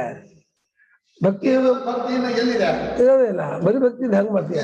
ಪೂಜೆ ಮಾಡೋದು ಭಕ್ತಿನ, ಅಭಿಷೇಕ ಮಾಡೋದು ಭಕ್ತಿನ, ಭಜನೆ ಮಾಡೋದು ಪೂಜೆ ಕ್ರಿಯೆಲ್ಲೂ ಸೇರ್ಕೊಳ್ಳೋದು ಭಕ್ತಿ ಅನ್ನೋದು ಆತ್ಮ ಸ್ವಭಾವ ಪ್ರೇಮ. ಪ್ರತಿಯೊಂದು ಅಭಿವ್ಯಕ್ತಿಯಿಂದ ಭಕ್ತಿ ತೋರ್ಸಕ್ಕೆ ಕರ್ಮಣ ಅಂತ ಹೇಳಿದ್ದೆ ಅದಕ್ಕೆ. ನಿಂಗೆ ಅಭಿವ್ಯಕ್ತಿ ಕೊಟ್ಟಿರೋ ನಿನ್ ಕರ್ಮವೇ ಹೊರತು ನಿನ್ ಇಷ್ಟದಂತೆ ಅದರಿಂದ ಅಭಿವ್ಯಕ್ತಿ ಪಡೆದು ಭಗವಂತ ಪ್ರೇಮವನ್ನ ಎಲ್ಲ ಹೋಗ್ತಾರೆ. ಕೊಕ್ಕೋಗಿ ಹೋಗ್ಬೇಡ, ಇನ್ನ ವೇದಾಧ್ಯಯನ ಮಾಡು, ಅಭಿಪ್ರಾಯ ಮಾಡು, ಭಕ್ತಿ ಮಾಡು, ಚೆನ್ನಾಗಿ ಗಾಯನ ಮಾಡು, ಚೆನ್ನಾಗಿ ಮಾಡು. ಕೇಳ್ಕೊ ಭಗವಂತ ಅಂತ, ನನಗೆ ನಿನ್ನ ಪರಿಚಯ ಮಾಡ್ಕೊಡು, ಯೋಗ್ಯತೆ ಕೊಡು. ಎಕ್ಸ್ಟ್ರಾ ತಗೋತೀರಿ ನೀವು. ಸ್ವಕರ್ಮ ಇದೆಯಲ್ಲ ಅದು ಬಿಟ್ಟು ಬೇರೆ ಎಕ್ಸ್ಟ್ರಾ ಟೈಮಲ್ಲಿ ಬೇರೆ ಇದನ್ ಮಾಡ್ತೀನಿ. ಅದನ್ನು ಮನುಷ್ಯ ಧರ್ಮದಲ್ಲಿ ಭಕ್ತಿ ಇದೆ ಒಪ್ಕೋತೀನಿ. ಎಲ್ಲೂ ಮಾಡೋದಾಯ್ತು ಸಮುಚ್ಚಯ ಸಮುಚ್ಚಯ ಎರಡೂ ಮಾಡೋದು. ಮನುಷ್ಯ ಧರ್ಮ, ವರ್ಣ ಧರ್ಮ, ಆಶ್ರಮ ಧರ್ಮ ಸಮುಚ್ಚಯ. ಆದ್ರೆ ನೀವೇ ಹೇಳ್ತೀರ ಕರ್ತ ಸಮುಚ್ಚಯ ಇದೆ ಅಂತ. ಯಾರಿಗೆ ಅಜ್ಞಾನ ಇದೆ ಅವನಿಗೆ ಜ್ಞಾನ, ಅವನಿಗೆ ಸಮುಚ್ಚಯ ಸಮುಚ್ಚಯ ಹೇಳ್ತೀವಿ ನಾವು. ನಾವು ಮನುಷ್ಯರನ್ನು ಒಂದು ವರ್ಣಧರ್ಮವನ್ನು, ಆಶ್ರಮವನ್ನು ಎಲ್ಲೂ ಸಮುಚ್ಚಯ ಹೇಳಿದ ಭಾಷಿಕರ ಪದವನ್ನ. ಆ ಸಮುಚ್ಚಯ ಬೇಡ ಅಲ್ಲ. ಯಾಕೆ ಸಮುಚ್ಚಯ ಮಾಡ್ಬಾರ್ದು? ಆ ಪದ ಇಲ್ಲ, ಸಂಪ್ರದಾಯದ ಶಿಷ್ಟರು ಮಾಡಿಲ್ಲ ಅಷ್ಟೇ. ಅದನ್ನ ಹೇಳೋದು ಸಮುಚ್ಚಯ ಅಂತ ಶಿಷ್ಟರು ಎಲ್ಲೂ ಪ್ರಯೋಗ ಮಾಡಿಲ್ಲ. ಒಬ್ಬನೇ ಮಾಡಿದ ಸಮುಚ್ಚಯ ಅಂತ ಹೇಳಿಲ್ಲ. ಇವ ಆಶ್ರಮ ಸಮುಚ್ಚಯ, ಆಶ್ರಮ ವಿಕಲ್ಪ ಅಂತಿದೆಯಲ್ಲ ಆ ತರದ್ದಲ್ಲ. ಕ್ರಿಯೆ ಮಾಡುವಾಗ ಪರಮಾತ್ಮ ಪ್ರಾಪ್ತಿ ಅನ್ನೋ ಒಂದು ಫಲಕ್ಕೆ ಎಷ್ಟು ಮಾರ್ಗವಿದೆಯೋ ಅಷ್ಟನ್ನು ಅನುಸರಿಸಿ ಸಮುಚ್ಚಯ ಸಾಧನೆ ಅಂತ ಹೇಳ್ತಾರೆ. ಸಾಧನೆ ಸಮುಚ್ಚಯ ಆಗಲ್ವಾ? ಅದು ಸಮುಚ್ಚಯ ಶಬ್ದ ಕರೆದಿಲ್ಲ ಅದನ್ನ ಎಲ್ಲೂ. ಸಮುಚ್ಚಯ ಶಬ್ದಕ್ಕೆ ಅವ್ರು ಹೇಳಿರೋ ಅರ್ಥ ಕ್ರಿಯೆ ಮಾಡುವಾಗಲೇ ಭಾವನೆ ಇರುತ್ತಲ್ಲ, ಅದೇ ಸಮುಚ್ಚಯ. ಇಲ್ಲಪ್ಪ, ಉಪಾಸನೆಯು ಕ್ರಿಯೆಯು ಮುಂದಕ್ಕೆ ಇದರಲ್ಲಿ ಮಾಡಿಕೊಳ್ಳೋದು ಸರಿಪ. ಆ ಸಮುಚ್ಚಯ ಅವ್ರು ಜ್ಞಾನಕರ್ಮ ಸಮುಚ್ಚಯ ವಾದಿಗಳಿದಾರಲ್ಲ, ಅವ್ರು ಹೇಳೋದು ಸಮುಚ್ಚಯ ಅಂದ್ರೆ ಕರ್ಮ ಜೊತೆಲಿರೋ ಭಾವನೆನೇ ಹೊರತು ಒಬ್ಬನೇ ಈಗ ಕರ್ಮ ಮಾಡ್ದ ಮುಂದೆ ಉಪಾಸನೆ ಮಾಡ್ದ ಆಮೇಲೆ ಜನ ಸಮುಚ್ಚಯ ಅಂತ ಅವ್ರಲ್ಲ ಬೇಡ, ನಾವ್ ಅಂತೀವಿಲ್ಲ. ಆಚಾರ್ಯ ತೋರ್ಸ್ಕೊಟ್ಟಿರ್ತಾರ ನಮ್ಗೆ. ಆಚಾರ್ಯ ಆಚಾರ ಶ್ಲೋಕ ಹೊಂದಿಸೋದು ಅಷ್ಟೇ. ಅದು ಆಚಾರ್ಯ ಅಭಿಪ್ರಾಯ ಹಂಗಿಲ್ಲ ಅಂತ ನಂಗೆ ಪ್ರಕಾರ ಆಚಾರ ಅಲ್ಲಿ ಹಂಗೆ ಮಾಡಿಲ್ಲ. ಕಾರಿಕಾಕಾರ ಸಂಬುದೇ ಸಂಭವ ಇದ್ದಿದೆ ಅಂತ ಹೇಳಿದಕ್ಕೆ ಸಮುಚ್ಚಯವನ್ನು ತೋರಿಸಿದ ಅಷ್ಟೇ. ಕೆಲವು ಜಾಗದಲ್ಲಿ ವಿಶೇಷ ಹೊಂದಿಸೋಕೋಸ್ಕರ ಮಾಡ್ತಾರೆ. ಇದು ಆಶ್ರಮ ಸಮುಚ್ಚಯ ಅನ್ನೋದು ಒಂದಾದ್ಮೇಲೆ ಹೋಗೋ ಆಶ್ರಮ ಸಮುಚ್ಚಯ ಒಟ್ಟಿಗೆ 3 ಆಶ್ರಮ ಮಾಡಕ್ಕಾಗಲ್ವಾ? ಸರಿ, ಅಲ್ಲ, ಒಂದಾಶ್ರಮದಲ್ಲಿ ಅವ್ರು ಹೇಳೋದು ಒಂದಷ್ಟು ವೇದಾಧ್ಯಯನ, ಒಂದಷ್ಟು ಪೂಜೆ, ಒಂದಷ್ಟು ಜಪ, ಒಂದಷ್ಟು ಭಜನೆ, ಇದೆಲ್ಲ ಸಮುಚ್ಚಯ ಅಂತ. ಸಮುಚ್ಚಯ ಆಗಿರ್ಬಾರ್ದು ಸಮುಚ್ಚಯ ಅಂತಿದೆ ಅಂತಾರೆ. ಒಬ್ಬನೇ ವ್ಯಕ್ತಿಯಲ್ಲಿ ಮನುಷ್ಯ ಧರ್ಮ, ವರ್ಣ ಧರ್ಮ, ಆಶ್ರಮ ಧರ್ಮ ಎಲ್ಲ ಇರುತ್ತಲ್ಲ. ಅದು ಒಂದಷ್ಟು ಮನುಷ್ಯ ಧರ್ಮ ಮಾಡ್ದ, ಒಂದಷ್ಟು ಅದ ಸಮುಚ್ಚಯ ಅಲ್ಲ ಅಂತೀನಿಪ್ಪ. ನಾನು ಸಂಶಯ ಅಂತೀನಿ. ಹಂಗ ಅವ್ನು ಹೇಳ್ತಾರೆ ನಾನು ಸಂಶಯ, ನಾನು ಅದನ್ನ ಸಮುಚ್ಚಯ ಅಂತ ಶೀಘ್ರ ಅವ್ರವ್ರು ಬಿಟ್ಟಿದ್ದು. ಯಾಕೆ ಈಗ ಆಶ್ರಮ ಧರ್ಮ ಮಾಡಿಬಿಡಿದ, ಈಗ ಮನುಷ್ಯ ಧರ್ಮ ಮಾಡ್ತಾರಲ್ಲ, ಆ ಕಾಲದಲ್ಲಿ ಆಶ್ರಮ ಧರ್ಮ ಮಾಡಕ್ ಬರಲ್ಲ. ನಾನ್ ಪ್ರಯಾಣ ಮಾಡ್ತೀನಿ ಬಸ್ಸಲ್ಲಿ, ನಾನ್ ಬಸ್ಸಲ್ಲಿ ಪ್ರಯಾಣ ಮಾಡ್ತಾ ನಾನು ವೇದಾಂತನೇ ಮಾಡಕ್ ಬರಲ್ಲ, ಸುಮ್ನೆ ಕಾಲಹರಣ ಆಗತ್ತೆ. ಅವಾಗ ಪಶು ಧರ್ಮ ಮಾಡೋದಕ್ಕಿಂತ ನಾನು ಮನುಷ್ಯ ಧರ್ಮ ಮಾಡ್ತೀನಿ, ನಾನು ನಾಮಸ್ಮರಣೆ ಮಾಡ್ತೀನಿ. ಅವಾಗ ನನಗೆ ಬೇಗ ಆಯ್ತಾ ಇನ್ನು ಬೇಗ ಆಗಲ್ಲ. ಯಾರು ಮಾಡಿದ್ರೆ ಇಲ್ಲೇ ಇರ್ಬೇಕಾದ್ರೆ ಯಾಕೆ ಒಳಗದೆ ಅದು ಇದು ನೀವು ಇದನ್ನ ಹೇಳಕ್ ಬರಲ್ಲ. ಬೇಗ ಆಗುತ್ತೆ ಯಾಕೆ ಹೇಳ್ತೀಯ? ಬೇಗ ಬರೀ ಆ ಟೈಮಲ್ಲಿ ನಾನು ಪಶು ಧರ್ಮವನ್ನು ಮಾಡಿ ಅವಾಗ ಪಶು ಧರ್ಮ ಮಾಡಿದ್ರೆ ವಿರುದ್ಧ ಆಗ್ತಿತ್ತು, ವಿರುದ್ಧವಿಲ್ಲ ಅಂತ ಅಷ್ಟೇ ಹೇಳುವ. ಬೇಗ ಆಗುತ್ತೆ. ಪಶು ಧರ್ಮದಿಂದ ನಾನು ನಾಮಸ್ಮರಣೆ ಮಾಡಿ ಪರಮಾತ್ಮ ಇನ್ನೂ ಹತ್ರ ಆಗ್ತೀನಿ. ನಾನು ವರ್ಣಾಶ್ರಮದಲ್ಲೂ ಹತ್ರ ಆಗ್ತೀಯ. ವರ್ಣಾಶ್ರಮದ ಅಥಸ್ಥಿತರು ಜ್ಯಾಯೋ ಲಿಂಗ ಅಚ್ಚಾಸೋತದಿಂದ ಎಷ್ಟು ಕಾಲದಲ್ಲಿ ನನಗೆ ಆಶ್ರಮ ಧರ್ಮವನ್ನು ಮಾಡಕ್ಕಾಗತ್ತೋ ಅಷ್ಟು ಕಾಲದಲ್ಲೂ ಆಶ್ರಮ ಧರ್ಮ ಮಾಡಿ ಅದೇ ಹತ್ರ. ಆಶ್ರಮ ಧರ್ಮ ಮಾಡಿದ್ಮೇಲೆ ಉಳಿದ ಟೈಮ್ ಇರುತ್ತೆ, ಅಂದ್ರೆ ಆಶ್ರಮ ಧರ್ಮವನ್ನು ಮಾಡಕ್ಕೆ ನಿಷಿದ್ಧವಾದ ಕಾಲ, ಆ ಕಾಲದಲ್ಲಿ ಮನುಷ್ಯ ಧರ್ಮ ಪರಂಪರೆ ಉಪಕಾರ, ಪರಂಪರೆ ಉಪಕಾರ ಇನ್ನೂ ಹತ್ರ ಆಗತ್ತೆ. ಅವಾಗ ಅಲ್ಲ, ಪರಂಪರೆ ಉಪಕಾರ ಅನ್ನೋದಕ್ಕೆ ಆಗಲ್ಲ, ಅದಲ್ಲ ಹತ್ರ ಆಗಲ್ಲ, ಆಗಲ್ಲ. ಪರಂಪರೆಯಿಂದ ಉಪಕಾರ ಆಗುತ್ತೆ. ಇದು ಹತ್ತಿರ ವರ್ಣಾಶ್ರಮ ಧರ್ಮವೇ ಹತ್ತಿರ. ಅಲ್ಲಗಳೇನ ಅದನ್ನ ಹೇಳಿಲ್ಲ. ಎರಡೂ ಮಾಡೋವನಿಗೆ ಒಂದೇ ಮಾಡೋನಿಗಿಂತ ಇನ್ನೂ ಬೇಕಾಗತ್ತೆ ಅಂತ ಹೇಳ್ತಾನೆ ಅಷ್ಟೇ. ಅವ್ನು ಆಗೋದೇ ಇಲ್ಲ. ಯಾಕೆ ಅವನು ಆಶ್ರಮ ಧರ್ಮ ಮಾಡ್ತಿರ್ತಾನೆ, ಅವ್ನು ಬರೀ ಆಶ್ರಮ ಧರ್ಮವನ್ನೇ ಮಾಡ್ತಾನೆ, ಮನುಷ್ಯ ಧರ್ಮ ಮಾಡಕ್ಕೆ ಹೋಗಲ್ಲ. ಅಷ್ಟ್ ಕಾಲ ಸುಮ್ನೆ ಇದ್ಬಿಡ್ತಾನೆ. ಸುಮ್ಮನೆ ಇರ್ತಾನೆ. ಹೆಂಗ್ ನೀವು ಇದ್ರೆ ಹೇಳ್ರಿ, ಇರ್ತಾನೆ ಕಲ್ಪಯುಕ್ತ ಮನುಷ್ಯ ಧರ್ಮವನ್ನು ಮಾಡಿದ್ರೆ ಲೌಕಿಕ ವ್ಯಾಪಾರ ಮಾಡ್ತಾನೆ. ಇವನು ಅದರಲ್ಲೂ ಇನ್ನೂ ಇದನ್ನ ಮಾಡಿದ್ರೆ ಇವನಿಗೆ ಇನ್ನೂ ಬೇಗ ಆಗುತ್ತೆ.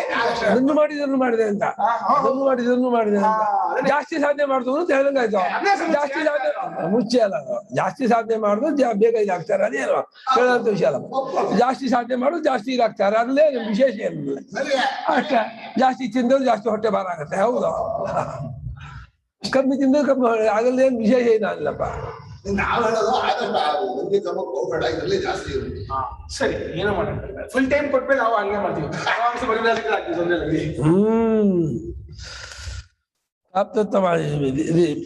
ಇತ್ಯೇವಂ ಶುಶ್ರುಮ ಶ್ರುತವಂತಹ ವಯಂ ಪೂರ್ವೇಷಾಂ ಆಚಾರ್ಯಾಣಾಂ ವಚನಂ. ಈ ರೀತಿಯಾಗಿ ನಾವು ಕೇಳಿದವರಾಗಿರುತ್ತೇವೆ. ಯಾವುದನ್ನ? ಹಿಂದಿನವರ ಆಚಾರ್ಯರ ಮಾತನ್ನು ಕೇಳಿದವರಾಗಿರ್ತೇವೆ. ಬಲು ಹಿಂದಿನವರು ಅವರ ಹಿಂದಿನವರು ಹೇಳ್ಕೊಟ್ಟದ್ದು, ಅವರ ಹಿಂದಿನವರು ಅವರ ಹಿಂದಿನವರು, ಹೀಗೆ ಪ್ರತಿಯೊಬ್ಬರು ತಮ್ಮ ತಮ್ಮ ಹಿಂದಿನ ಆಚಾರ್ಯರನ್ನು ಕೇಳ್ಕೊಂಡು ಬಂದಿದ್ದಾರೆ. ನಾವು ನಮ್ಮ ಹಿಂದಿನವರು ಕೇಳಿದ್ರೆ ಆ ಹಿಂದಿನವರು ಅವರ ಹಿಂದಿನವರನ್ನ, ಅವರು ಅವರ ಹಿಂದಿನವರನ್ನ, ಹೀಗೆ ಹಿಂದಿನವರ ಆಚಾರ್ಯಗಳ ವಚನವನ್ನು ನಾವು ಈ ರೀತಿ ಕೇಳ್ಕೊಂಡು ಬಂದಿರುತ್ತೇವೆ ಅಂತ ವಚನ. ಯೇ ಆಚಾರ್ಯಾಃ ನಃ ಅಸ್ಮಭ್ಯಂ ತದ್ಬ್ರಹ್ಮ ವ್ಯಾಚಿತಕ್ಷಿರೇ ವ್ಯಾಖ್ಯಾತವಂತಃ ಸ್ಪಷ್ಟಂ ಕಥಿತವಂತಃ ತೇಷಾಮಿತ್ಯರ್ಥಃ. ಯಾವ ಆಚಾರ್ಯರು ನಮಗೆ ಆ ಬ್ರಹ್ಮವನ್ನ ವ್ಯಾಚಿತಕ್ಷಿರೆ ಇನ್ನು ವಿಸ್ಪಷ್ಟ ಕಥಿತವಂತಹ ಬಿಡಿಸಿ ತಿಳಿಸ್ಕೊಟ್ಟಿರ್ತಾರೋ, ವ್ಯಾಖ್ಯಾನ ಮಾಡಿರ್ತಾರೆ. ಆಖ್ಯಾನ ಬಿಡಿಸಿ ಚೆನ್ನಾಗಿ ಮನದಟ್ಟಾಗುವ ಹಾಗೆ ಹೇಳ್ಕೊಟ್ಟಿರ್ತಾರೋ ಅಂಥ ಆಚಾರ್ಯರುಗಳ ವಾಕ್ಯವನ್ನು ನಾವು ಕೇಳಿರುತ್ತೇವೆ. ನಮಗೆ ಅವರ ವಾಕ್ಯ ಕಿವಿ ಬಿಡಿದೆ. ಆದ್ದರಿಂದ ಇವು ವಿಹಿತಾವಿಧಿಗಿಂತ ಬೇರೆ, ಅದು ಹಾನೋಪಾದಾಯ ರಹಿತವಾಗಿದೆ, ತಿಳಿಯುವ ಸ್ವಲ್ಪ ಕೂತ್ಕೊಂಡಿದೆ, ಅದು ಬುಡಕ್ಕೂ ತೆಗೆದುಕೊಂಡು ಬರದೇ ಇರುವಂಥದ್ದಾಗಿದೆ ಅಂತ ಹೇಳಿ ಈ ರೀತಿ ನಾವು ಹಿಂದಿನವರ ವಾಕ್ಯವನ್ನು ಕೇಳಿರುತ್ತೇವೆ. ಇವಾಗ ಅನ್ಯದೇವ ತದ್ವೀತಾದಧಿ ಇತ್ಯದೇನ ವಾಕ್ಯೇನ ಆತ್ಮ ಬ್ರಹ್ಮ ಇತಿ ಪ್ರತಿಪಾದಿತೆ ಶ್ರೋತು ಆಶಂಕಾ ಜಾತ. ಇಲ್ಲಿ ಆ ಬ್ರಹ್ಮವು ವಿದಿತಕ್ಕಿಂತಲೂ ಬೇರೆ ಅವಿದಿತಕ್ಕಿಂತಲೂ ಬೇರೆ ಅಂತ ಹೇಳಿದ್ದಾದ ಈ ವಾಕ್ಯದಿಂದ ಏನಾಯ್ತು ತೀರ್ಮಾನ? ಆತ್ಮವೇ ಬ್ರಹ್ಮ ಅಂತ ಆಯ್ತು ಅಂತ ಒಂದು ತೀರ್ಮಾನ ಆಯ್ತು. ಈ ರೀತಿ ಪ್ರತಿಪಾದನೆ ಮಾಡಿದ ಮೇಲೆ ಈಗ ಕೇಳುವಂತಹ ಶಿಷ್ಯನ ಒಂದು ಸಂಶಯ ಉಂಟಾಗ್ತಾ ಇದೆ. ಅದೇನು ಸಂಶಯ ತೋರಿಸ್ತಾರೆ. ಆತ್ಮ ಕಥನ್ನು ಆತ್ಮ ಬ್ರಹ್ಮ, ಹಾಗಾಗ್ರಿ ಆತ್ಮ ಬ್ರಹ್ಮ ಏನು ಆತ್ಮ ಬ್ರಹ್ಮ ಅಂತ ಆಯ್ತು ಅಂತ ವಾಕ್ಯಾರ್ಥ ತೋರಿಸ್ಕೊಟ್ಬಿಟ್ರಿ. ನಮಗೆ ಆತ್ಮ ಬ್ರಹ್ಮ ಹೊಂದಲ್ವಲ್ಲ. ಆತ್ಮ ಅಂದ್ರೆ ಸಂಸಾರಿ ಅಲ್ವೋ. ಆತ್ಮ ಅಹಂ, ನಾನು ತಾನು, ಹೀಗೆ ಕನ್ನಡದಲ್ಲಿ ನಾನು ತಾನು ಎರಡು, ಸಂಸ್ಕೃತದಲ್ಲಿ ಆತ್ಮ ಅಹಂ ಎರಡು. ಅಹಂ ಬ್ರಹ್ಮ ಅಂತ ಹೇಳಿಲ್ಲ, ಆತ್ಮ ಬ್ರಹ್ಮ ಅಂತ ಹೇಳ್ತಾ ಇದೆ.